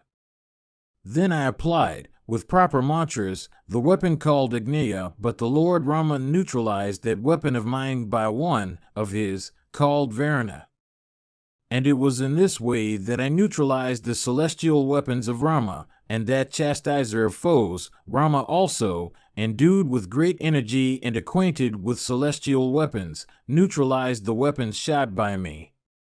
Then, O monarch, that best of Brahmanas, the mighty son of Jamadagni, filled with wrath, suddenly wheeling to my right, pierced me in the breast. At this, O best of the Bharatas, I swooned on my best of cars. And beholding me, reft of consciousness, my charioteer quickly bore me away from the field. And seeing me afflicted and pierced with Rama's weapons and borne away drooping and in a swoon, all the followers of Rama, including Akritavrana and others and the princess of Kasi, filled with joy, O Bharata, began to shout aloud. Regaining consciousness then, I addressed my charioteer, saying, Go where Rama stayeth. My pains have left me, and I am ready for battle. Thus instructed, my charioteer soon took me where Rama was, with the aid of those exceedingly handsome steeds of mine that seemed to dance as they coursed through the plain, and that were endued with the speed of the wind. And approaching Rama then, O thou of Kuru's race, and filled with wrath, from desire of vanquishing his angry self, I overwhelmed him with an arrowy shower. But Rama, shooting 3 for every single of mine, cut into fragments every one of my straight-going arrows in mid-air before any of them could reach him. And beholding those well-furnished arrows of mine by hundreds and thousands, each cut off in twain by Rama's arrows, all the followers of Rama were filled with joy. Impelled then by the desire of slaying him, I shot at Rama, the son of Jamadagni, a good-looking arrow of blazing effulgence with death's self sitting at its head. Struck very forcibly therewith, and succumbing to its impetus, Rama fell into a swoon and dropped down on the ground. And when Rama thus dropped on the ground, exclamations of "Oh" and "Alas" arose on all sides, and the whole universe, O Bharata, was filled with confusion and alarm, such as may be witnessed if the sun himself were ever to fall down from the firmament. Then all those ascetics together with the princess of Kasi quietly proceeded, O son of Kuru's race, with great anxiety towards Rama. And embracing him, O Kaurava, they began to comfort him softly with the touch of their hands, rendered cold by contact with water, and with assurances of victory. Thus comforted, Rama rose up and fixing an arrow to his bow he addressed me in an agitated voice, saying, "Stay, O Bhishma! Thou art already slain." And led off by him, that arrow quickly pierced my left side in that fierce encounter. And struck therewith, I began to tremble like a tree shaken by the tempest. Slaying my horses then in terrific combat, Rama, fighting with great coolness, covered me with swarms of winged arrows, shot with remarkable lightness of hand. At this, O mighty armed one, I also began to shoot arrows with great lightness of hand for obstructing Rama's arrowy shower. Then those arrows shot by myself and Rama covering the welkin all around, stayed even there, without failing down. And, thereupon, enveloped by clouds of arrows, the very sun could not shed its rays through them. And the very wind, obstructed by those clouds, seemed to be unable to pass through them. Then, in consequence of the obstructed motion of the wind, the rays of the sun, and the clash of the arrows against one another, a conflagration was caused in the welkin. And then those arrows blazed forth in consequence of the fire generated by themselves, and fell on the earth, consumed into ashes. Then Rama, O Kaurava, filled with rage, covered me with hundreds and thousands and hundreds of thousands and hundreds of millions arrows. And I also, O king, with my arrows resembling snakes of virulent poison, cut into fragments all those arrows of Rama and caused them to fall down on the earth like snakes cut into pieces. And it was thus, O best of the Bharatas, that combat took place. When, however, the shades of evening approached, my preceptor withdrew from the fight. Mahabharata, Book 5, Section 184. Bhishma said, the next day, O bull of Bharata's race, frightful again was the combat that walked place between me and Rama when I encountered him once more. That hero of virtuous soul, conversant with celestial weapons, the Lord Rama, from day to day, began to use diverse kinds of celestial weapons. Regardless of life itself, which is so difficult of being sacrificed, in that fierce combat, O Bharata, I baffled all those weapons with such of mine as are capable of baffling them. And, O Bharata, when diverse weapons were in this way neutralized and baffled by means of counter-weapons, Rama, of mighty energy, began to contend against me in that battle, reckless of his own life. Seeing all his weapons baffled, the high-souled son of Jamadagni then hurled at me a fierce lance, blazing like a meteor, with flaming mouth, filling the whole world, as it were, with its effulgence, and resembling the dart hurled by Death himself. I, however, with my arrows cut into 3 fragments that blazing dart rushing against me, and resembling in effulgence the sun that rises at end of the yuga. At this, breezes charged with fragrant odors began to blow around me. Beholding that dart of his cut off, Rama, burning with anger, hurled a dozen other fierce darts. Their forms, O Bharata, I am incapable of describing in consequence of their great effulgence and speed. How, indeed, shall I describe their forms? Beholding those diverse-looking darts approach me from all sides, like long tongues of fire and blazing forth with fierce energy like the dozen suns that arise at the time of the destruction of the universe, I was filled with fear. Seeing an arrowy net advancing against me, I baffled it with an arrowy downpour of mine, and then set a dozen shafts by which I consumed those fierce-looking dozen darts of Rama. Then, O king, the high-souled son of Jamadagni showered on me numerous fierce-looking darts, furnished with variegated handles decked with gold, possessed of golden wings, and resembling flaming meteors. Baffling those fierce darts by means of my shield and sword, and causing them in that combat to fall down on the ground, I then, with clouds of excellent arrows, covered Rama's excellent steeds and his charioteer. Then that high-souled smiter of the Lord of the High-Highs, beholding those darts of mine equipped with gold-decked handles and resembling snakes emerged out of their holes, and filled with wrath at the sight, had recourse once more to celestial weapons. Then swarms of fierce arrows, looking like flights of locusts, fell upon me and overwhelmed me, my steeds, my charioteer, and my car. Indeed, O king, my car, horses, and charioteer were covered all over with those arrows.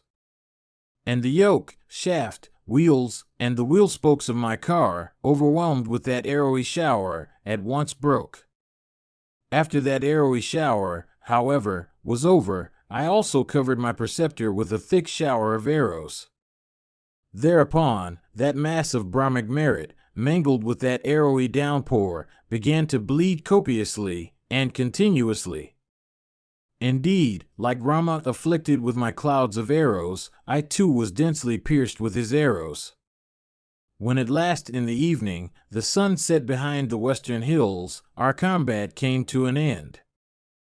Footnotes 354:1 The thousand-handed Arjuna, called also Kartaviri Arjuna, the vanquisher of Ravana, the chief of Haihaya clan of Kshatriyas, having his capital at Mahishmati on the banks of the Narmada, Narbuda, was slain by Rama. Mahabharata, Book 5, Section 185. Bhishma said, "Next morning, O king, when the sun rose brightly, the combat between myself and him of Bhrigu's race again commenced.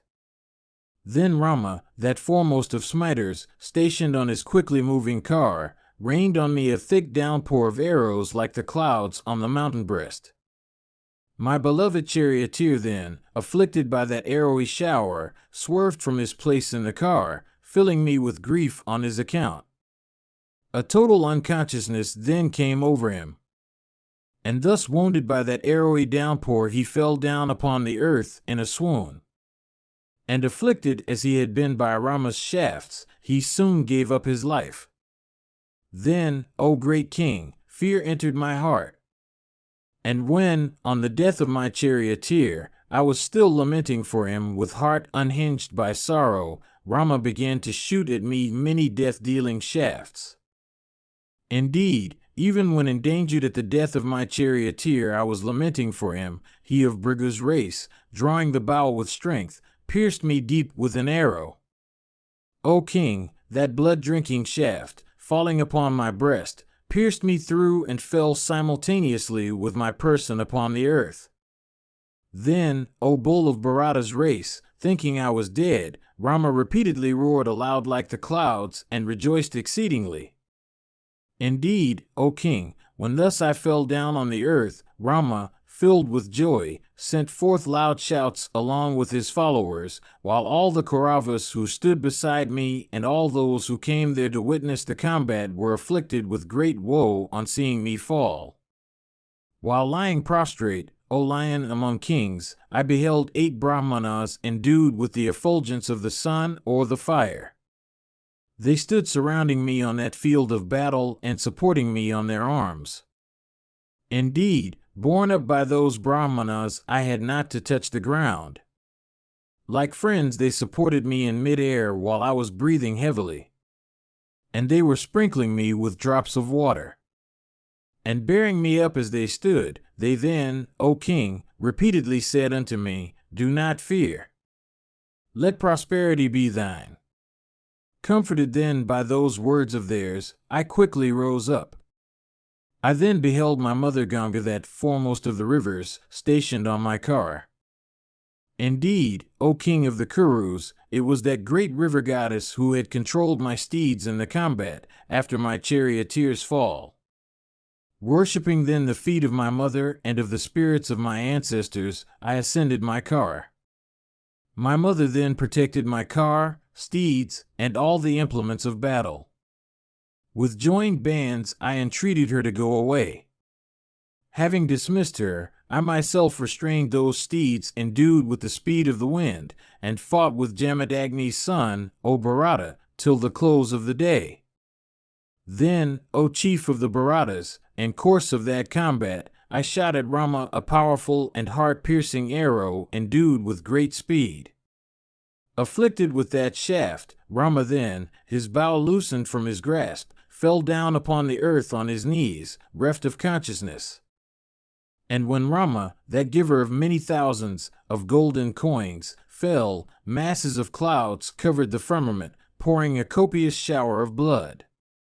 And meteors by hundreds fell, and thunder rolls were heard, causing everything to tremble. And suddenly Rahu enveloped the blazing sun, and rough winds began to blow. And the earth itself began to tremble. And vultures and crows and cranes began to alight in joy. And the points of the horizon seemed to be ablaze, and jackals began repeatedly to yell fiercely. And drums, unstruck by human hands, began to produce harsh sound. Indeed, when the high-souled Rama embraced the earth, reft of consciousness, all these frightful and alarming omens of evil were seen. Then all on a sudden rising up, Rama approached me once more, O Kaurava, for battle, forgetting everything and deprived of his senses by anger. And that mighty armed one took up his bow endued with great strength and also a deadly arrow. I, however, resisted him successfully.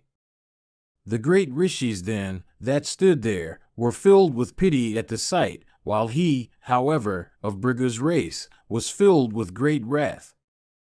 I then took up a shaft, resembling the blazing fire that appears at the end of the yuga, but Rama of immeasurable soul baffled that weapon of mine. Then covered by clouds of dust, the splendor of the solar disk was dimmed, and the sun went to the western mount.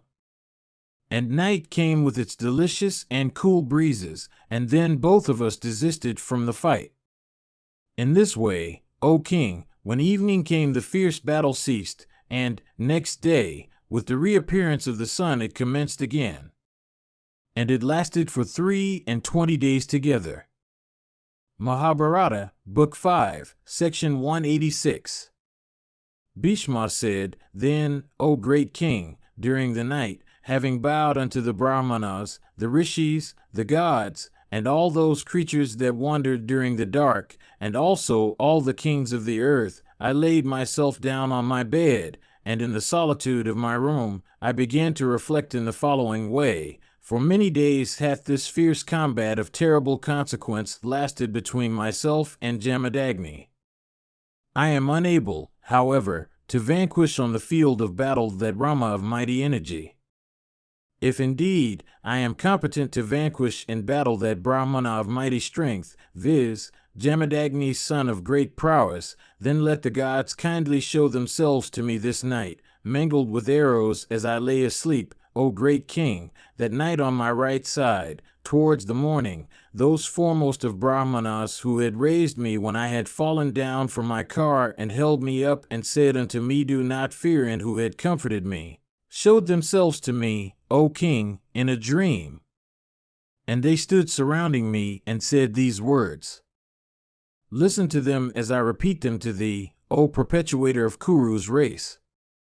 Rise, O Ganga's son, thou needst have no fear.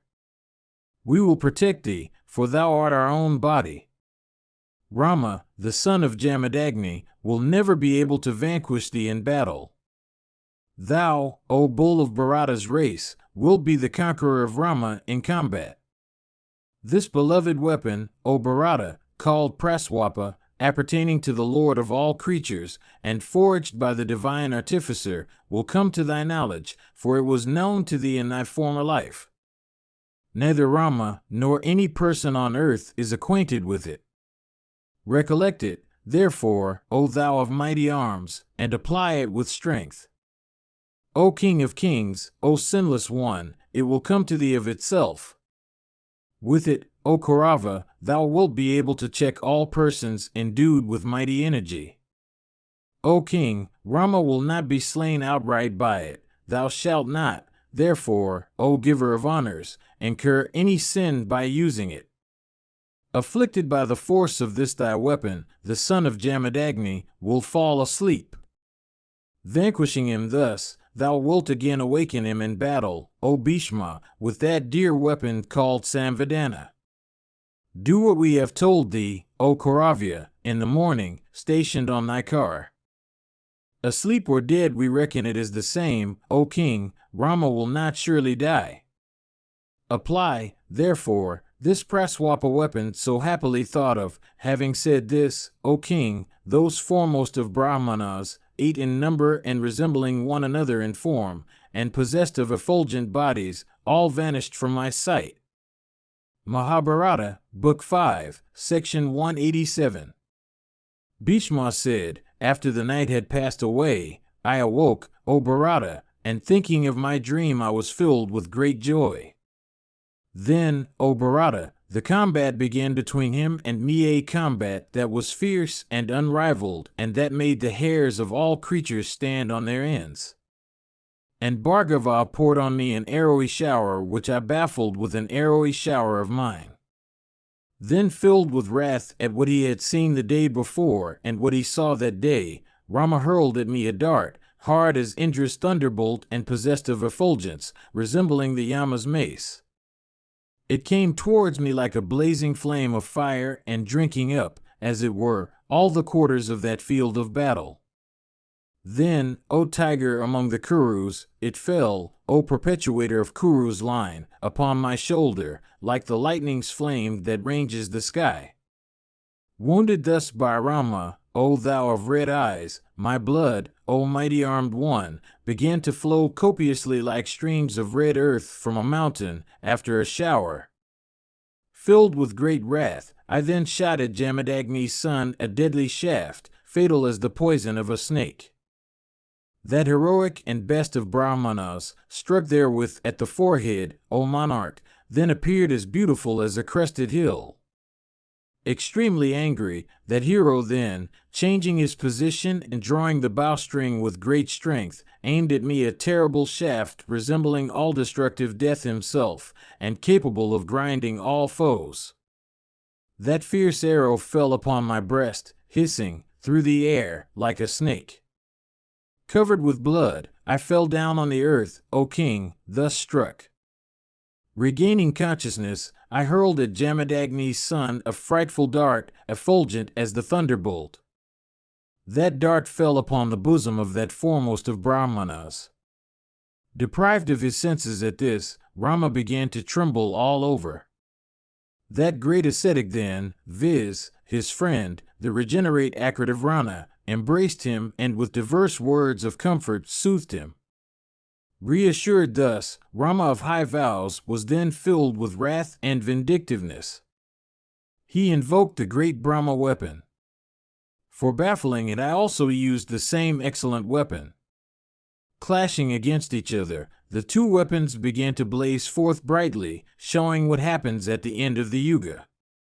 Without being able to reach either myself or Rama, those two weapons, O best of the Bharatas, met each other in the mid-air. Then the whole welkin seemed to be ablaze, and all creatures, O monarch, became highly distressed. Afflicted by the energy of those weapons, the rishis, the Gandharvas, and the gods were all greatly pained. Then earth, with her mountains and seas and trees, began to tremble, and all creatures, heated with the energy of the weapons, were greatly afflicted. The firmament, O king, became ablaze, and the 10 points of the horizon became filled with smoke. Creatures, therefore, that ranged the welkin were unable to stay in their element. When, at all this, the whole world with the gods, the Asuras and the Rakshasas began to utter exclamations of woe, this is the time, thought I, and became desirous, O Bharata, of speedily shooting the Praswapa weapon at the command of those utterers of Brahma that had appeared to me in my dream. The mantras also for invoking excellent weapons suddenly came to my mind. Mahabharata, Book 5, Section 188. Bhishma said, when I had formed this resolution, O king, a din of tumultuous voices arose in the sky. And it said, O son of Kuru's race, do not let off the Praswapa weapon. Notwithstanding this, I still aimed that weapon at Bhriga's descendant. When I had aimed it, Narada addressed me, saying, "Yonder, O Kauravya, stay the gods in the sky. Even they are forbidding thee today. Do not aim the Praswapa weapon. Rama is an ascetic possessed of Brahma merit, and he is, again, thy preceptor. Never, Kauravya, humiliate him." While Narada was telling me this, I beheld those 8 utterers of Brahma stationed in the sky. Smilingly, "O king," they said unto me slowly, "O chief of the Bharatas, do even what Narada saith. Even that, O best of Bharata's race, is highly beneficial to the world." I then withdrew the great weapon called Praswapa and invoked according to the ordinance the weapon called Brahma in the combat. Beholding the Praswapa weapon withdrawn, O lion among kings, Rama was in great huff, and suddenly exclaimed, "Wretch that I am vanquished, O Bhishma." Then Jamadagni's son behold before him his venerable father and his father's fathers.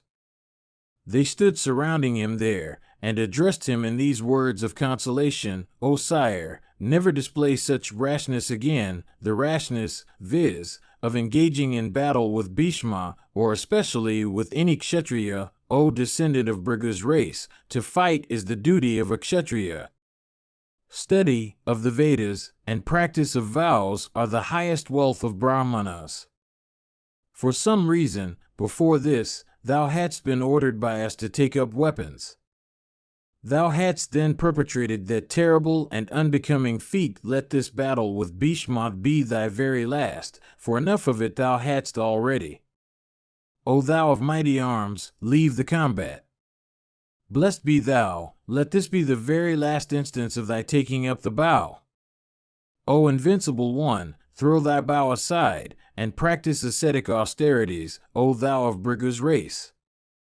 Behold, Bhishma, the son of Santanu, is forbidden by all the gods. They are endeavoring to pacify him, repeatedly saying, "Desist from this battle. Do not light with Rama, who is thy preceptor.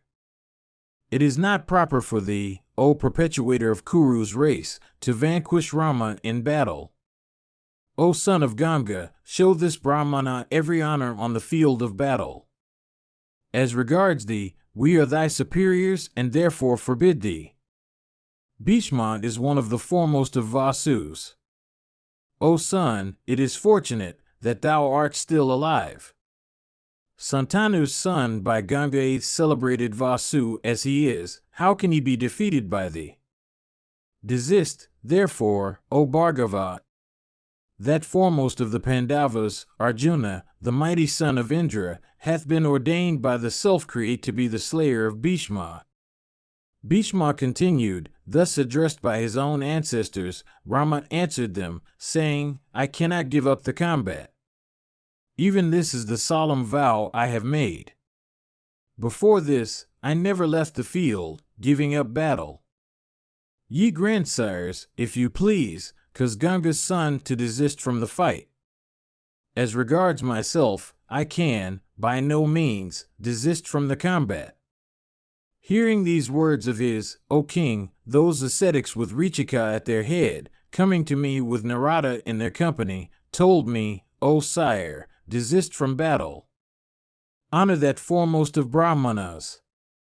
For the sake of Kshatriya morality, I replied unto them, saying, "Even this is the vow I have taken in this world, viz., that I would never desist from battle turning my back, or suffer my back to be wounded with arrows. I cannot, from temptation or distress, or fear, or for the sake of wealth, abandon my eternal duty. Even this is my fixed resolution."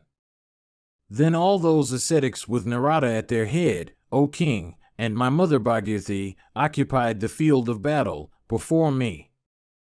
I, however, stayed quietly with arrows and bow as before, resolved to fight.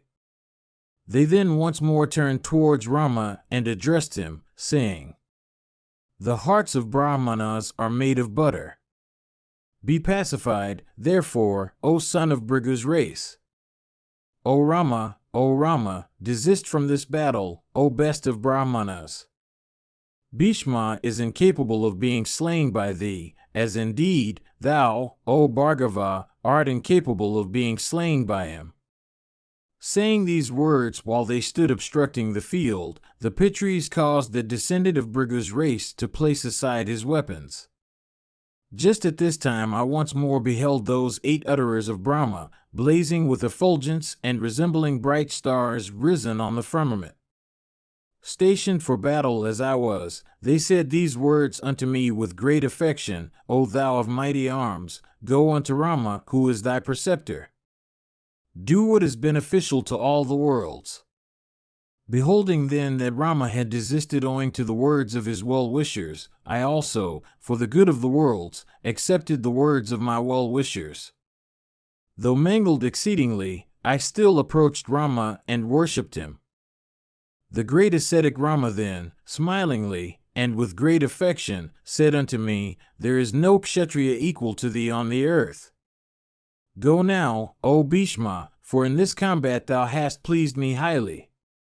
Summoning then in my presence that maiden, the daughter of Kasi, Bhargava sorrowfully said unto her these words in the midst of all those high-souled persons. Mahabharata, Book 5, Section 189.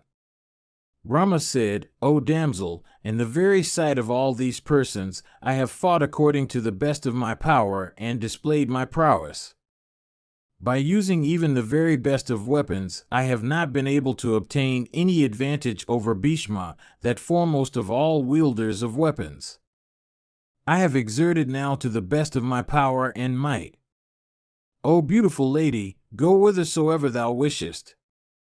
What other business of thine can I accomplish? Seek the protection of Bhishma himself. Thou hast no other refuge now. Shooting mighty weapons, Bhishma hath vanquished me. Having said this, the high-souled Rama sighed and remained silent. That maiden then addressed him, saying, O Holy One, it is even so as thy holy self hath said. This Bhishma of great intelligence is incapable of being vanquished in battle by even the gods. Thou hast done my business to the best of thy exertion and power. Thou hast displayed in this battle energy incapable of being baffled and weapons also of diverse kinds. Thou hast yet been unable to obtain any advantage over Bhishma in combat. As regards myself, I will not go a second time to Bhishma. I will, however, O perpetuator of Bhrigu's race, go thither, O thou endued with wealth of asceticism, where I may obtain the means to myself slay Bhishma in battle.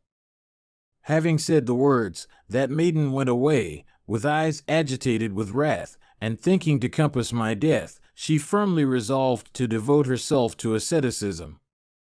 Then that foremost one of Bhrigu's race, accompanied by those ascetics, bidding me farewell, departed, O Bharata, for the mountains whence he had come.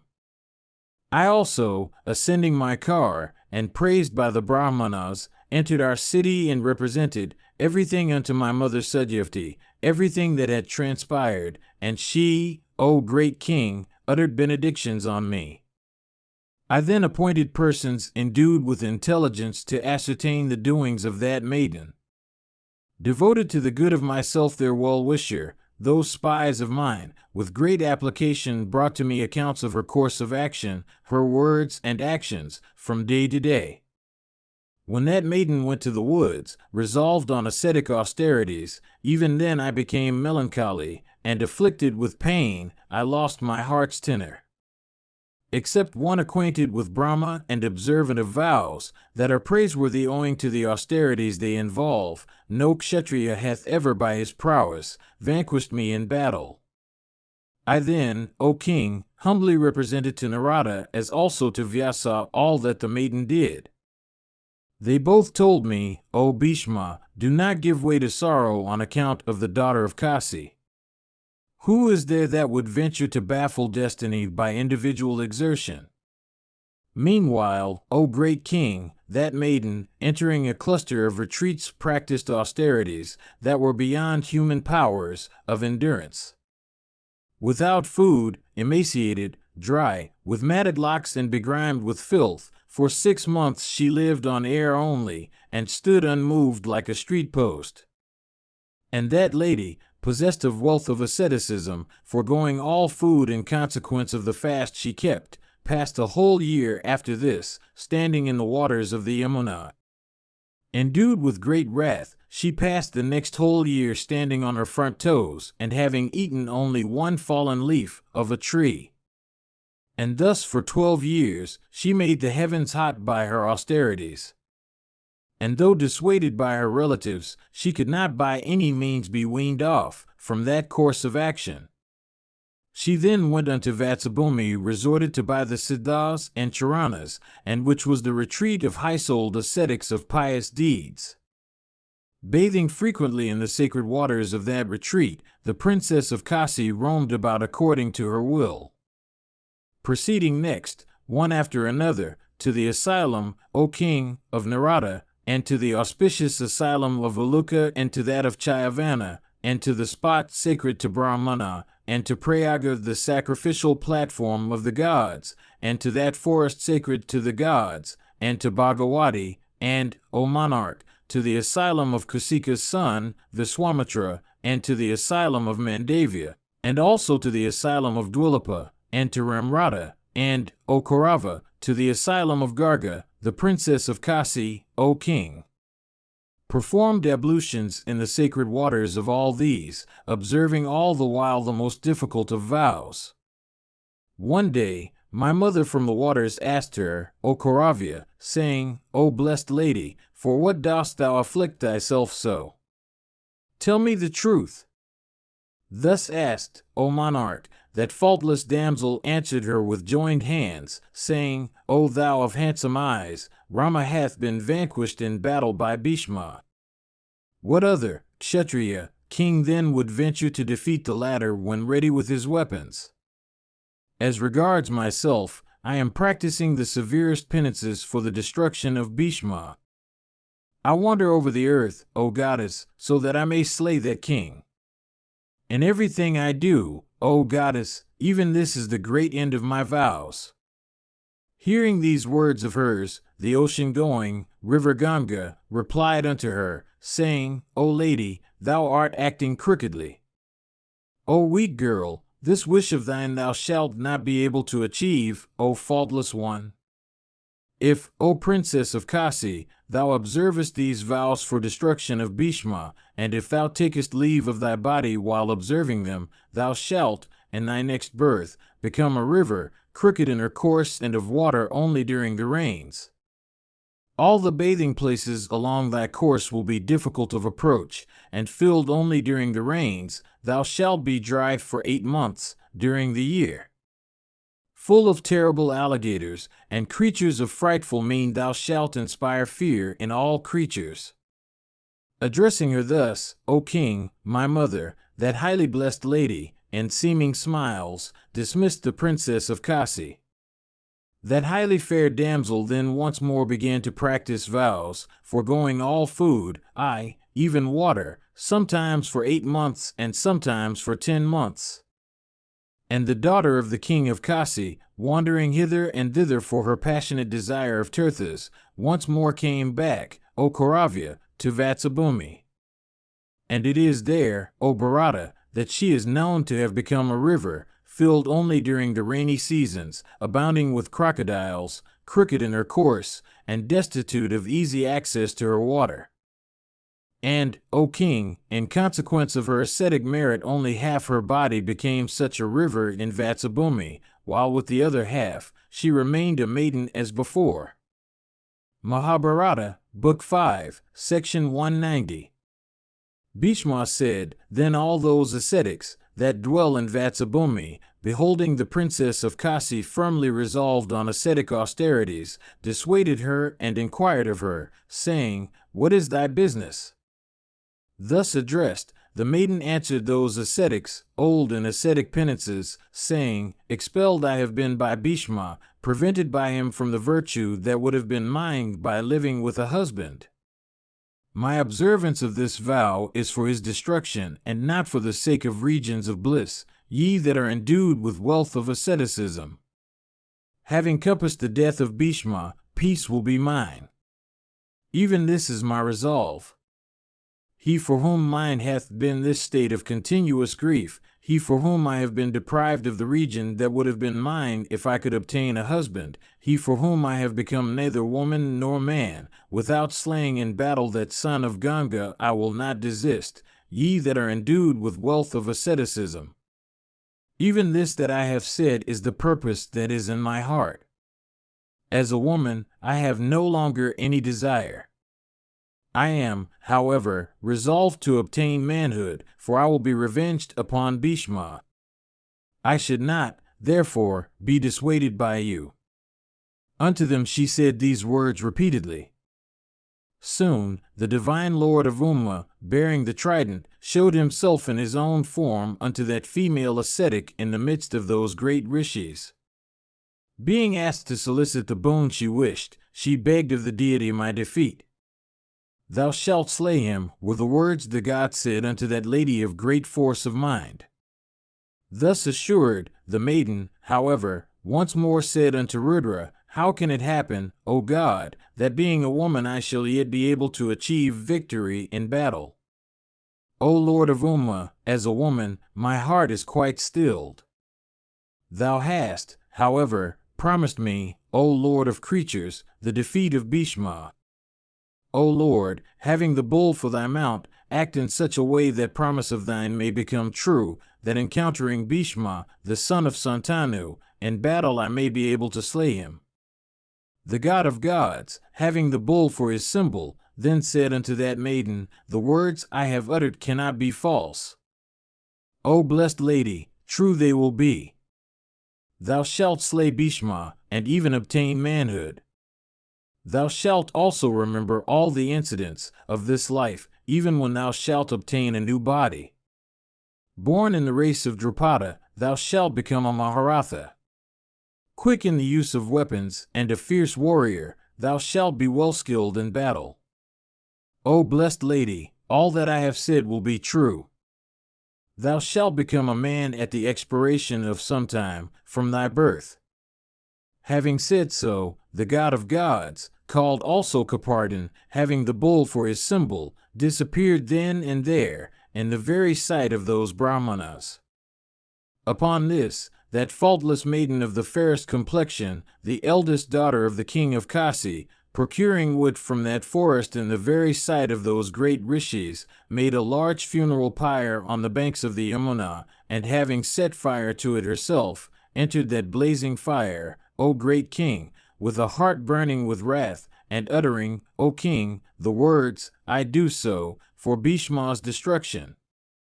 Mahabharata, Book 5, Section 191. Duryodhana said, Tell me, O grandsire, how Sikandin, O Ganga's son, having before been born a daughter, afterwards became a man, O foremost of warriors. Bhishma said, O great king, the eldest and beloved queen of King Drupada was, O monarch, childless, at first. During those years, King Drupada, O monarch, paid his adoration to the god Sankara for the sake of offspring, resolving in his mind to compass my destruction and practicing the austerest of penances.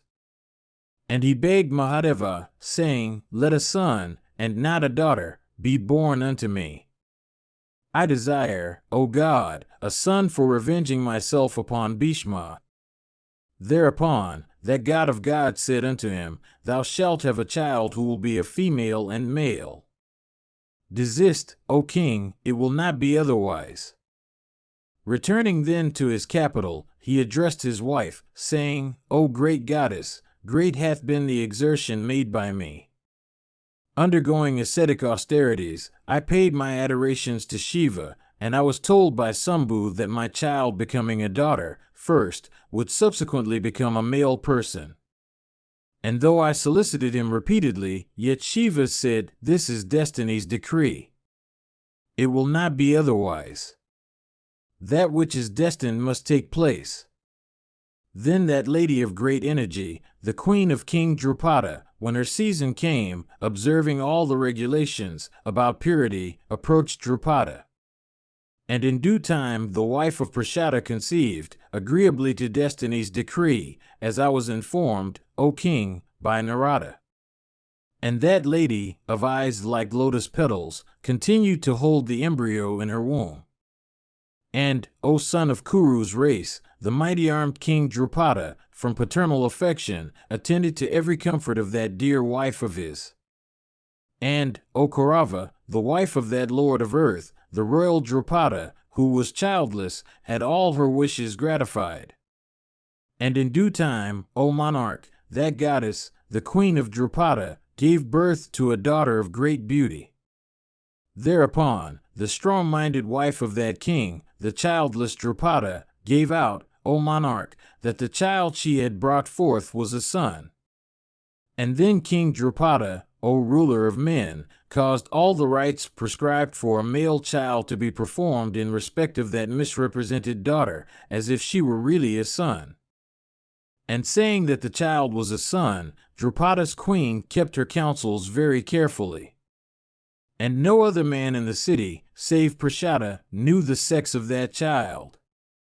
Believing these words of that deity of unfading energy, he too concealed the real sex of his child, saying, She is a son.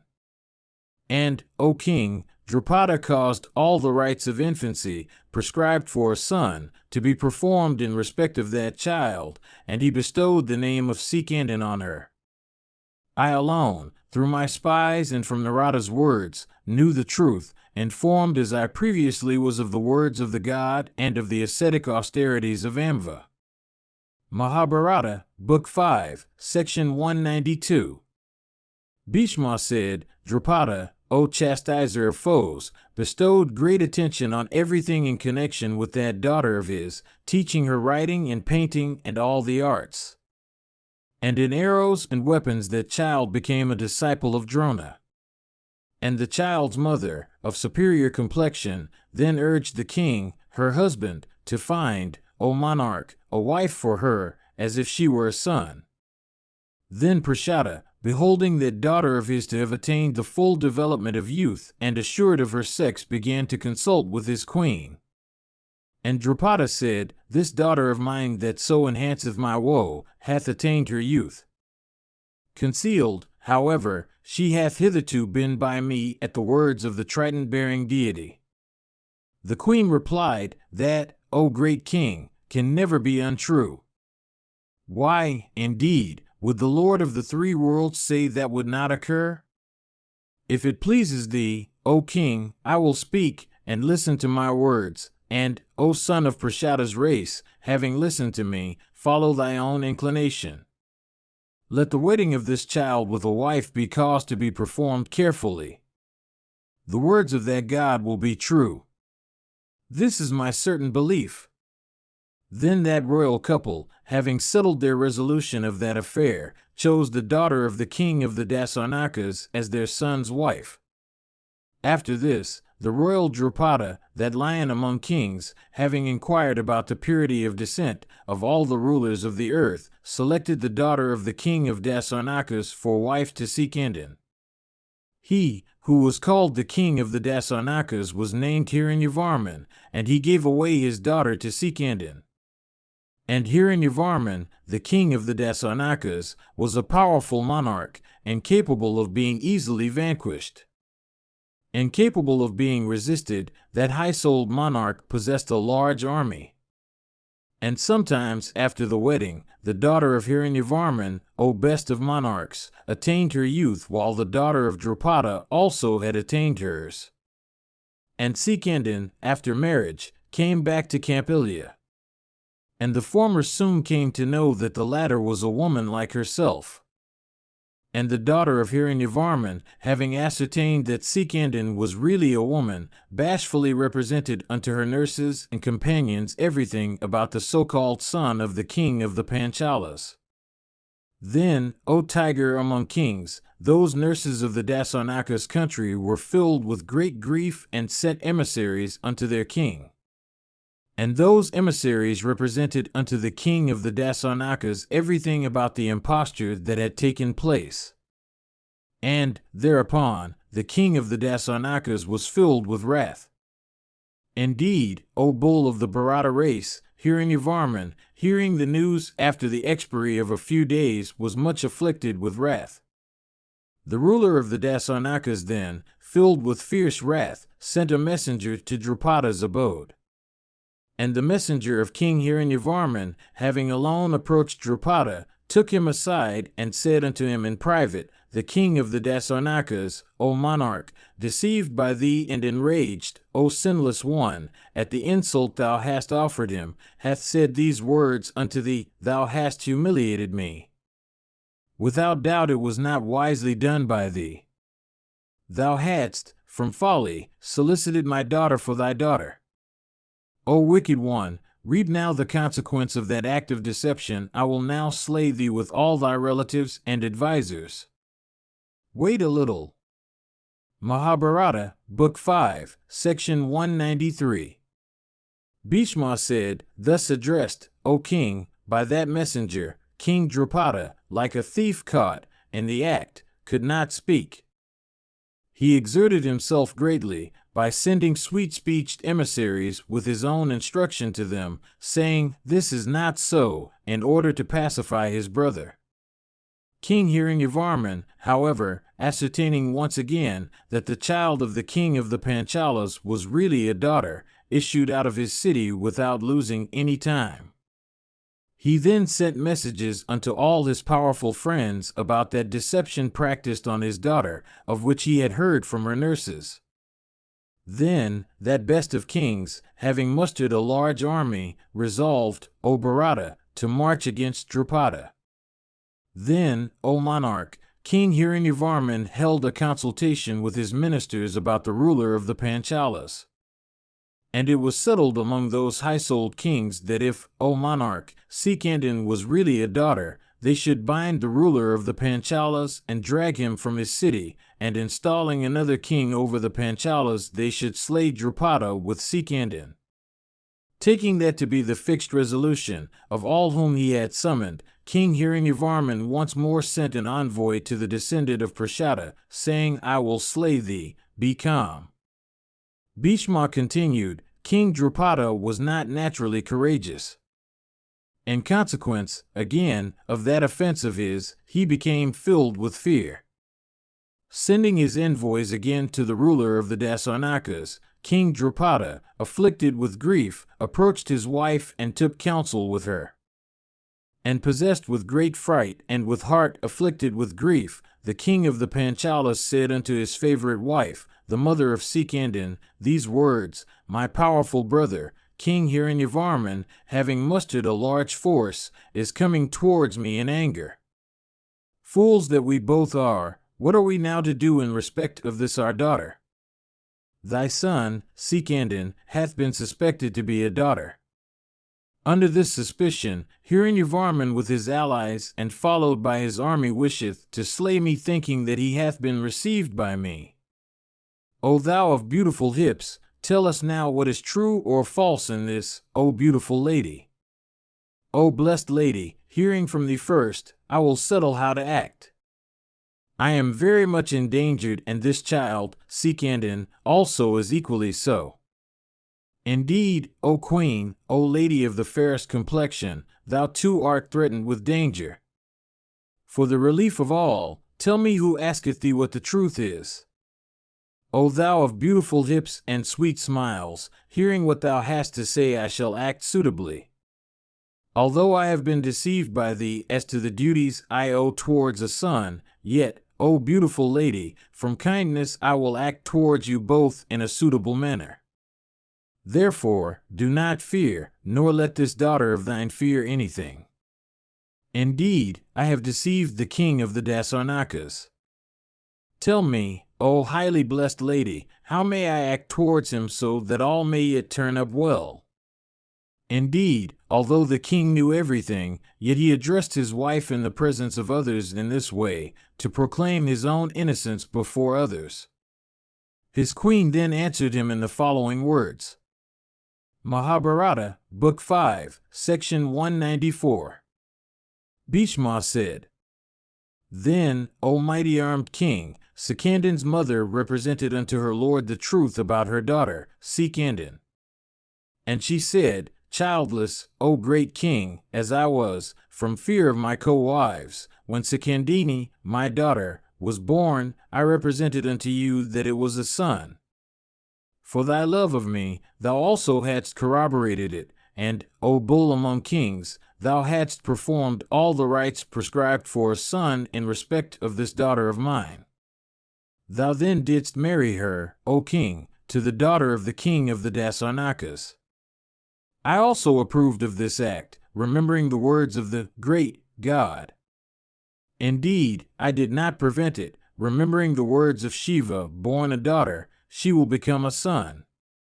Hearing all this, Drupada, otherwise called Yajnasena, informed all his counselors of these facts.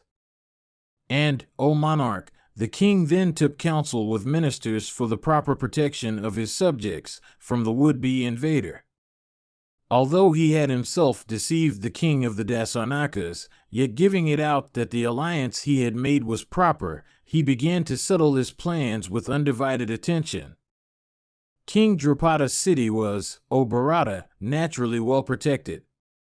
Yet at the advent of danger, O monarch, they began to protect it all the more carefully and fortify it with defensive works. The king, however, with his queen, was greatly afflicted, thinking of how a war might not take place with his brother. Reflecting on this, he began to pay his adorations to the gods. His respected wife, beholding him relying on the god and paying his adorations to them, then addressed him, O king, and said, homage to the gods is productive of benefits. It is, therefore, approved by the righteous. What shall I say, again, of those that are sunk in an ocean of distress? Therefore, pay homage to those that are thy superiors, and let all the gods also be worshipped, making large presents the while unto the Brahmanas. Let oblations be poured on the fire for pacifying the ruler of the Dasarnakas. O Lord, think of the means by which, without a war, thou mayst be able to pacify thy brother. Through the grace of the gods all this will happen. For the preservation of this city, O thou of large eyes, thou hast taken counsel with thy ministers. Do all, O king, that those counsels seem to indicate, for reliance on the gods, when supported by human exertion, always, O king, leadeth to success. If these two do not go hand in hand, success becometh unattainable. Therefore, with all thy advisers, make such arrangements in thy city as are proper, and pay homage, O monarch, as thou pleasest, to the gods. While husband and wife were conversing with each other thus, both filled with grief, their helpless daughter, Sikandini, was filled with shame. She then reflected, saying, It is for me that these two are plunged into grief. Thinking so, she resolved upon putting an end to her own life. Having formed this determination, she left home, filled with heavy sorrow, and went into a dense and solitary forest that was the haunt, O king, of a very formidable Yiksha called Stonakarna. From fear of that Yiksha men never went into that forest. And within it stood a mansion with high walls and a gateway, plastered over with powdered earth, and rich with smoke bearing the fragrance of fried paddy. Entering that mansion, Sikandini, the daughter of Drupada, O king, began to reduce herself by foregoing all food for many days. Thereupon, the Yiksha named Stuna, who was endued with kindness, showed himself unto her. And he inquired of her, saying, For what object is this endeavor of thine? I will accomplish it, tell me without delay. Thus asked, the maiden answered him, repeatedly saying, Thou art unable to accomplish it. The Guhyaka, however, rejoined, without a moment's delay, saying, Accomplish it I will. I am a follower of the Lord of Treasures, I can, O princess, grant boons. I will grant thee even that which cannot be given. Tell me what thou hast to say. Thus assured, Sikandini represented in detail everything that had happened unto that chief of Yikshas called Stonakarna. And she said, my father, O Yiksha, will soon meet with destruction. The ruler of the Dasarnakas marcheth against him in rage.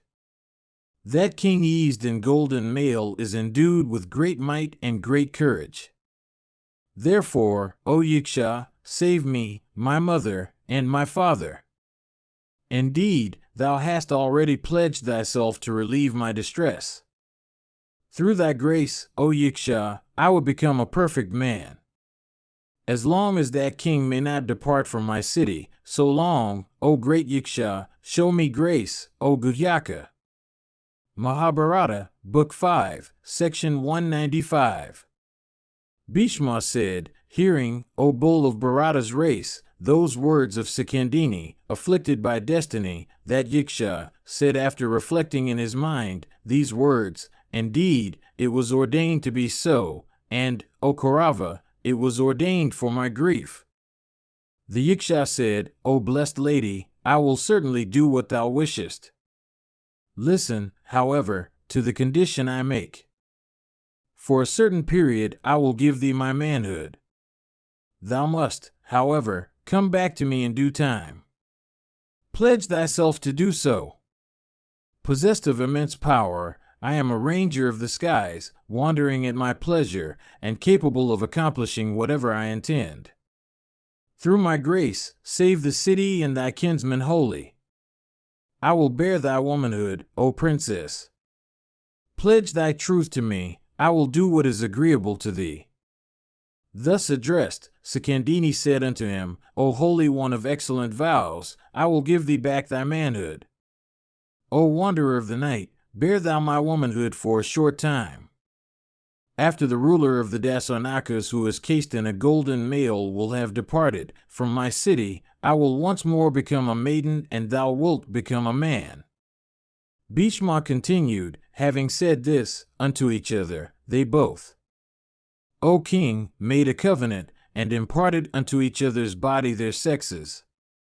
And the Yikshastuna, O Bharata, became a female, while Sakandini obtained the blazing form of the Yiksha. Then, O king, Sakandini of Panchala's race, having obtained manhood, entered his city in great joy, and approached his father. And he represented unto Drupada everything that had happened. And Drupada, bearing it all, became highly glad. And along with his wife the king recollected the words of Mahesvara. And he forthwith sent, O king, messenger unto the ruler of the Dasarnakas, saying, This my child is a male. Let it be believed by thee. The king of the Dasarnakas meanwhile, filled with sorrow and grief, suddenly approached Drupada, the ruler of the Panchalas. And arrived at Campilia, the Dasarnaka king dispatched, after paying him proper honors, an envoy who was one of the foremost of those conversant with the Vedas. And he addressed the envoy, saying, Instructed by me, O messenger, say unto that worst of kings, the ruler of the Panchalas, these words, viz., O thou of wicked understanding, having selected my daughter as a wife for one who is thy daughter, thou shalt today, without doubt, behold the fruit of that act of deception. Thus addressed and dispatched by him, O best of kings, the Brahmana set out for Drupada's city as Dasarnaka's envoy. And having arrived at the city, the priest went unto Drupada's presence. The king of the Panchalas then, with Sikandin, offered the envoy, O king, a cow and honey. The Brahmana, however, without accepting that worship, said unto him these words that had been communicated through him by the brave ruler of the Dasarnakas, who was cased in a golden mail. And he said, O thou of vile behaviors, I have been deceived by thee through thy daughter, as the means. I will exterminate thee with thy counselors and sons and kinsmen. Having, in the midst of his counselors, been made by that priest to hear those words fraught with censure and uttered by the ruler of the Dasarnakas, King Drupada then, O chief of Bharata's race, assuming a mild behavior from motives of friendship, said, The reply to these words of my brother that thou hast said unto me, O Brahmana, will be carried to that monarch by my envoy. And King Drupada then sent unto the high-souled Hiranyavarman a Brahmana learned in the Vedas as his envoy. And that envoy, going unto King Hiranyavarman, the ruler of the Dasarnakas, said unto him, O monarch, the word that Drupada had entrusted him with. And he said, This my child is really a male. Let it be made clear by means of witness. Somebody has spoken falsely to thee. That should not be believed. Then the king of the Dasarnakas, having heard the words of Drupada, was filled with sorrow and dispatched a number of young ladies of great beauty for ascertaining whether Sikandin was a male or female. Dispatched by him, those ladies, having ascertained the truth, joyfully told the king of the Dasarnakas everything, viz., that Sikandin, O chief of the Kurus, was a powerful person of the masculine sex. Hearing that testimony, the ruler of the Dasarnakas was filled with great joy, and wending then unto his brother Drupada, passed a few days with him in joy. And the king, rejoiced as he was, gave unto Sikandin much wealth, many elephants and steeds and kine. And worshipped by Drupada, as long as he stayed, the Dasarnaka king then departed, having rebuked his daughter. And after King Hiranyavarman, the ruler of the Dasarnakas, had departed in joy, and with his anger quelled, Sikandin began to rejoice exceedingly. Meanwhile, some time after, the exchange of sexes had taken place. Kuvara, who was always borne on the shoulders of human beings, in course of a journey through the earth, came to the abode of Stuna. Staying in the welkin above that mansion, the protector of all the treasures saw that the excellent abode of the Iksha Stuna was well adorned with beautiful garland of flowers, and perfumed with fragrant roots of grass and many sweet scents. And it was decked with canopies and scented incense. And it was also beautiful with standards and banners. And it was filled with edibles and drink of every kind. And beholding that beautiful abode of the Iksha decked all over, and filled also with garlands of jewels and gems, and perfumed with the fragrance of diverse kinds of flowers, and well watered, and well swept, the lord of the Ikshas addressed the Ikshas that followed him, saying, Ye that are endued with immeasurable prowess, this mansion of Stuna is well adorned. Why, however, doth not that wight of wicked understanding come to me? And since that wicked-souled one, knowing I am here, approacheth me not, therefore some severe punishment should be inflicted on him. Even this is my intention. Hearing these words of his, the Iksha said, O king, the royal Drupada had a daughter born unto him, of the name of Sikandini. Unto her, for some reason, Stuna had given his own manhood, and having taken her womanhood upon him, he stayeth within his abode, having become a woman. Bearing as he doth a feminine form, he doth not, therefore, approach thee in shame. It is for this reason, O king, that Stuna cometh not to thee. Hearing all this, do what may be proper. Let the car be stopped here. Let Stuna be brought to me, were the words that the lord of the Ikshas uttered, and repeatedly said, I will punish him. Summoned then by the lord of Ikshas, Stuna bearing a feminine form came thither, O king, and stood before him in shame.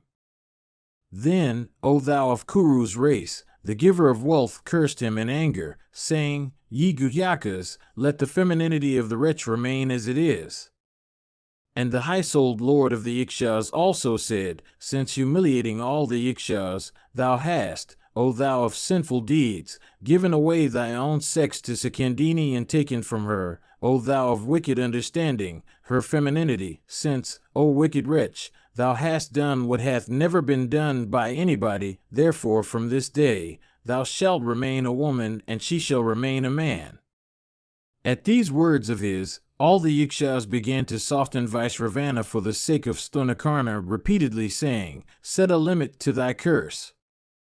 The high-souled lord of the Ikshas then said unto all these Ikshas that followed him, from desire of setting a limit to his curse, these words, viz., after Sikandin's death, Ye Ikshas, this one will regain his own form. Therefore, let this high-souled Yakshastuna be freed from his anxiety. Having said this, the illustrious and divine king of the Ikshas, receiving due worship, departed with all his followers who were capable of traversing a great distance within the shortest space of time. And Stuna, with that curse pronounced on him, continued to live there. And when the time came, Sikandin, without losing a moment, came unto that wanderer of the night. And approaching his presence, he said, It hath come to thee, O Holy One. Stuna then repeatedly said unto him, I am pleased with thee. Indeed, beholding that prince return to him without guile, Stuna told Sikandin everything that had happened. Indeed, the Yaksha said, O son of a king, for thee I have been cursed by Vaishravana. Go now, and live happily amongst men as thou choosest. Thy coming here and the arrival of Pulasudya's son were, I think, both ordained from beforehand. All this was incapable of being prevented. Bhishma continued, thus addressed by the Kuksha, Stuna, Sikandin, O Bharata, came to his city, filled with great joy. And he worshipped with diverse scents and garlands of flower and costly presents persons of the regenerate class, deities, big trees, and crossways. And Drupada, the ruler of the Panchalas, along with his son Sikandin, whose wishes had been crowned with success, and with also his kinsmen, became exceedingly glad. And the king then, O bull of Kuru's race, gave his son, Sikandin, who had been a woman, as a pupil, O monarch, to Drona. And Prince Sikandin obtained, along with yourselves, the whole science of arms with its 4 divisions. And his brother, Drishtadyumna of Prashada's race, also obtained the same. Indeed, all this way represented unto me, O sire, by the spies, disguised as idiots and as persons without the senses of vision, and hearing whom I had set upon Drupada. It is thus, O king, that best of Rathas, Sikandin, the son of Drupada, having first been born a female, subsequently became a person of the other sex. And it was the eldest daughter of the ruler of Kasi, celebrated by the name of Amva, who was, O bull of Bharata's race, born in Drupada's line as Sikandin. If he approacheth me bow in hand and desirous of fight, I will not look at him even for a moment nor smite him, O thou of unfading glory. Even this is my vow, known over all the world, viz., that I will not, O son of Kuru's race, shoot weapons upon a woman, or one that was a woman before, or one bearing a feminine name, or one whose form resembleth a woman's. I will not, for this reason, slay Sikandin. Even this, O sire, is the story that I have ascertained of Sikandin's birth. I will not, therefore, slay him in battle even if he approacheth me weapon in hand. If Bhishma slayeth a woman, the righteous will all speak ill of him. I will not, therefore, slay him even if I behold him waiting for battle. Sanjaya continued, hearing these words of Bhishma, King Duryodhana of Kuru's race, reflecting for a moment, thought even that behavior was proper for Bhishma. Mahabharata, Book 5, Section 196. Sanjaya said, When the night passed away and morning came, thy sons once more, in the midst of all the troops, asked their grandsire, saying, O son of Ganga, this army that is ready for fight, of Pandu's son, that abounds with men, elephants, and steeds, that is crowded with Maharathas, that is protected by these mighty bowmen endued with great strength, viz. Bhima and Arjuna and others headed by Drishtadyumna, and all resembling the very regents of the world, that is invincible and incapable of being withstood, that resembles the unbounded sea, this sea of warriors incapable of being agitated by the very gods in battle, and how many days, O son of Ganga, O thou of great effulgence, canst thou annihilate it, and in what time can that mighty bowman, our preceptor, Drona, in what time also the mighty Kripa, in what time Karna who taketh a pleasure in battle, and in what time that best of Brahmanas, viz., the son of Drona, can each annihilate it? Ye that are in my army are all acquainted with celestial weapons. I desire to know this, for the curiosity I feel in my heart is great. O thou of mighty arms, it behoveth thee to say this to me. Bhishma said, O foremost one of the Kurus, O Lord of the earth, thou inquirest about the strength and weakness of the foe. This, indeed, is worthy of thee. Listen, O king, as I tell thee the utmost limit of my power in battle, or of the energy of my weapons, or of the might of my arms, O thou of mighty arms. As regards ordinary combatants, one should fight with them artlessly. As regards those that are possessed of powers of deception, one should fight with them aided by the ways of deception. Even this is what hath been laid down in respect of the duties of warriors.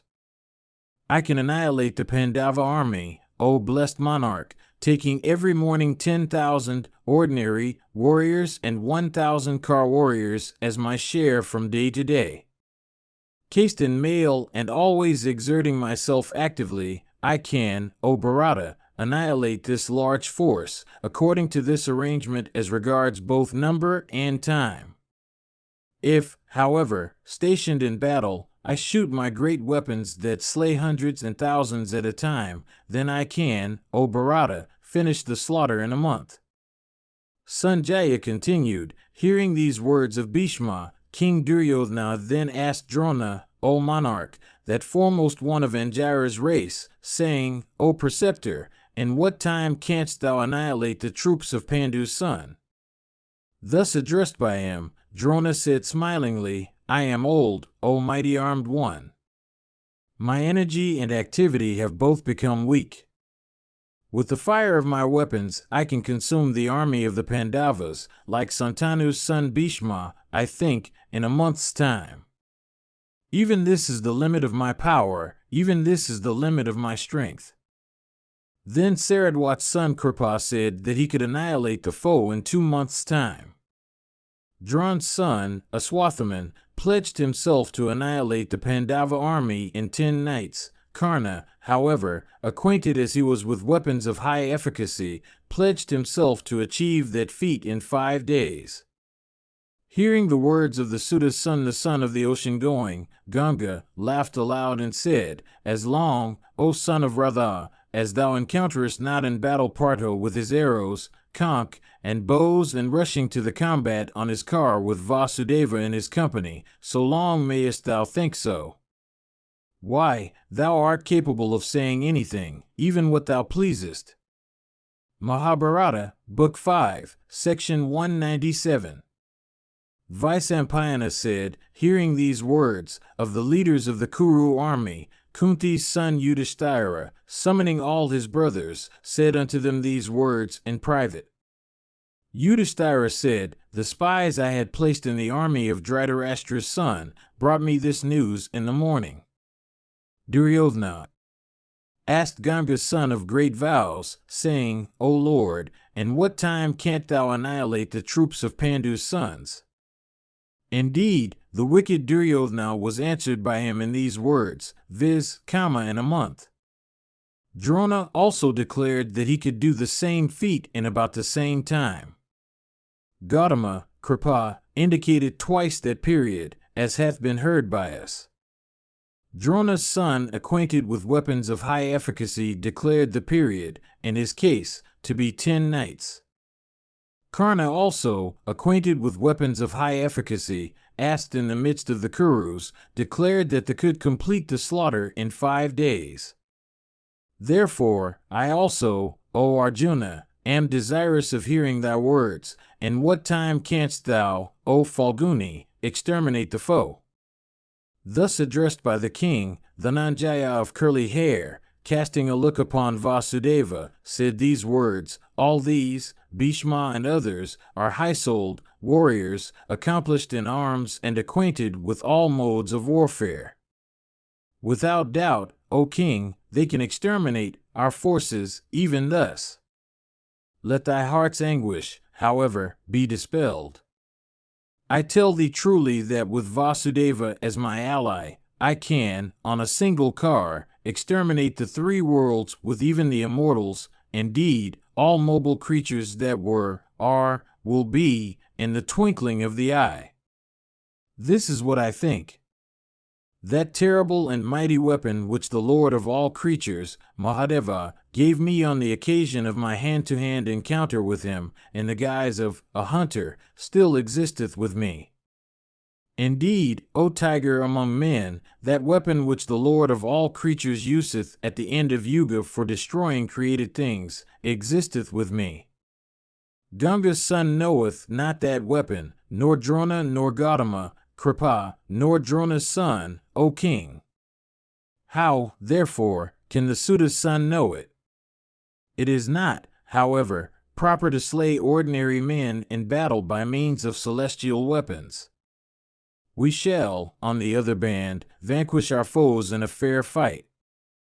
Then, these tigers among men, O king, are thy allies. All of them are well versed in celestial weapons, and all of them are eager for battle. All of them, after their initiation in the Vedas, have undergone the final bath in sacrifices. All of them are unvanquished. They are competent, O son of Pandu, to slay in battle the army of even the celestials. Thou hast for thy allies Sikandin, and Uyudana, and Drishtadyumna of Prashada's race, and Bhimasena, and these twins, and Udamanyu, and Uttamajas, and Virata and Drupada, who are equal in battle unto Bhishma and Drona, and the mighty armed Sankha, and Hidimva's son of great might, and this latter's son Anjan Parvan, endued with great strength and prowess, and Sini's descendant of mighty arms and well versed in battle, and the mighty Abhimanyu, and the 5 sons of Draupadi. Thou art thyself, again, competent to exterminate the 3 worlds. O thou that art endued with effulgence equal unto that of Sakra himself, I know it, O Kaurava, for it is manifest that that man upon whom thou mayest cast thy eyes in anger is sure to be annihilated. Mahabharata, Book 5, Section 198. Vaisampayana said, next morning, under a cloudless sky, all the kings, urged by Dhritarashtra's son, Duryodhana, set out against the Pandavas. And all of them had purified themselves by baths, were decked in garlands, and attired in white robes. And having poured libations on fire, caused Brahmanas to utter benedictions on them, they took up their weapons and raised their respective standards. And all of them were conversant with the Vedas, and endued with great bravery, and had practiced excellent vows. And all of them were granters of other people's wishes, and all were skilled in battle. Endued with great strength, they set out, reposing confidence on one another, and with singleness of purpose desiring to win in battle the highest regions. And first Vinda and Anuvinda, both of Avanti, and Kakayas, and the Valakas, all set out with Bharadvaja's son at their head. Then came Aswathaman, and Santanu's son, Bhishma, and Jayadratha of the country of the Sindhu, and the kings of the southern and the western countries and of the hilly regions, and Sakuni, the ruler of the Gandharas, and all the chiefs of the eastern and the northern regions, and the Sakas, the Kiratas, and Yavnas, the Sivas and the Vasatas with their Maharathas at the heads of their respective divisions. All these great car warriors marched in the 2nd division.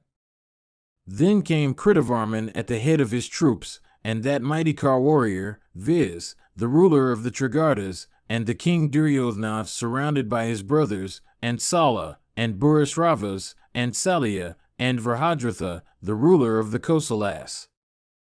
These all marched in the rear, with Dhritarashtra's sons at their head.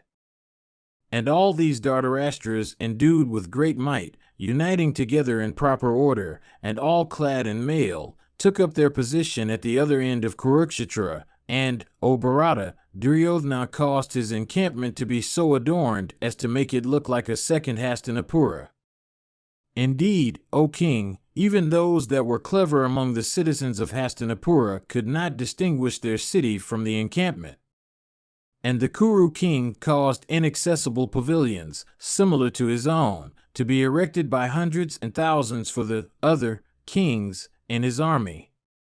And those tents, O king, for the accommodation of the troops were well planted on an area measuring full 5 yojanas of that field of battle.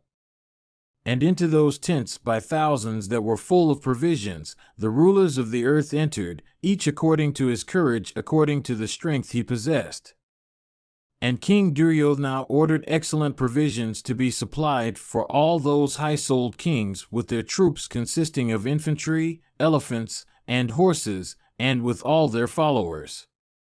And as regards all those that subsisted upon mechanical arts, and all the bards, singers, and panegyrists devoted to his cause, and vendors and traders, and prostitutes, and spies, and persons who had come to witness the battle, the Kuru king made due provision for all of them.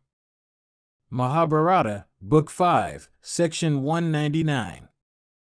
Vaisampayana said, like Duryodhana, King Yudhishthira also, the son of Kunti and Dharma, ordered out, O Bharata, his heroic warriors headed by Drishtadyumna. Indeed, he ordered that slayer of foes and commander of force, that leader, steady in prowess, of the Chedis, the Kasis, and the Kurushas, viz., Drishtaketu, as also Virata, and Drupada, and Yuyudana, and Sikandin, and those 2 mighty bowmen, those 2 princes of Panchala, viz., Udamanyu and Uttamajas, to set out. Those brave warriors, cased in handsome coats of mail and decked with golden earrings, blazed forth like fires on the sacrificial altar when fed with clarified butter. Indeed, those mighty bowmen looked resplendent like the planets in the firmament. Then that bull among men, King Yudhishthira, having duly honored all his combatants, ordered them to march. And King Yudhishthira ordered excellent provisions of food for those high-souled kings, with their troops consisting of infantry, and elephants and horses, and with all their followers, as also for all those that subsisted on mechanical arts. And the son of Pandu first ordered Abhimanyu, and Vrihanta, and the 5 sons of Draupadi, to march with Drishtadyumna at their head. And he then dispatched Bhima, and Dhananjaya the son of Pandu, in the 2nd division of his forces. And the din made by the men moving and running about for harnessing their steeds and elephants and loading the cars with implements of battle, and the shouts of the cheerful combatants, seemed to touch the very heavens. And last of all, the king marched himself, accompanied by Virata and Drupada and the other monarchs, on his side. And that army of fierce bowmen commanded by Drishtadyumna, hitherto stationed in one place, but now extended into columns for marching, looked like the impetuous current of Ganga.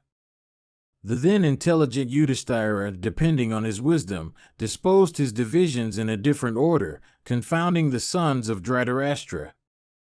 And the son of Pandu ordered that those mighty bowmen, the 5 sons of Draupadi and Abhimanyu, and Nakula, and Sadeva, and all the Prapandrakas, and 10,000 horses, and 2,000 elephants, and 10,000 foot soldiers, and 500 cars, constituting the first irresistible division of his army, should be placed under the command of Bhimasena.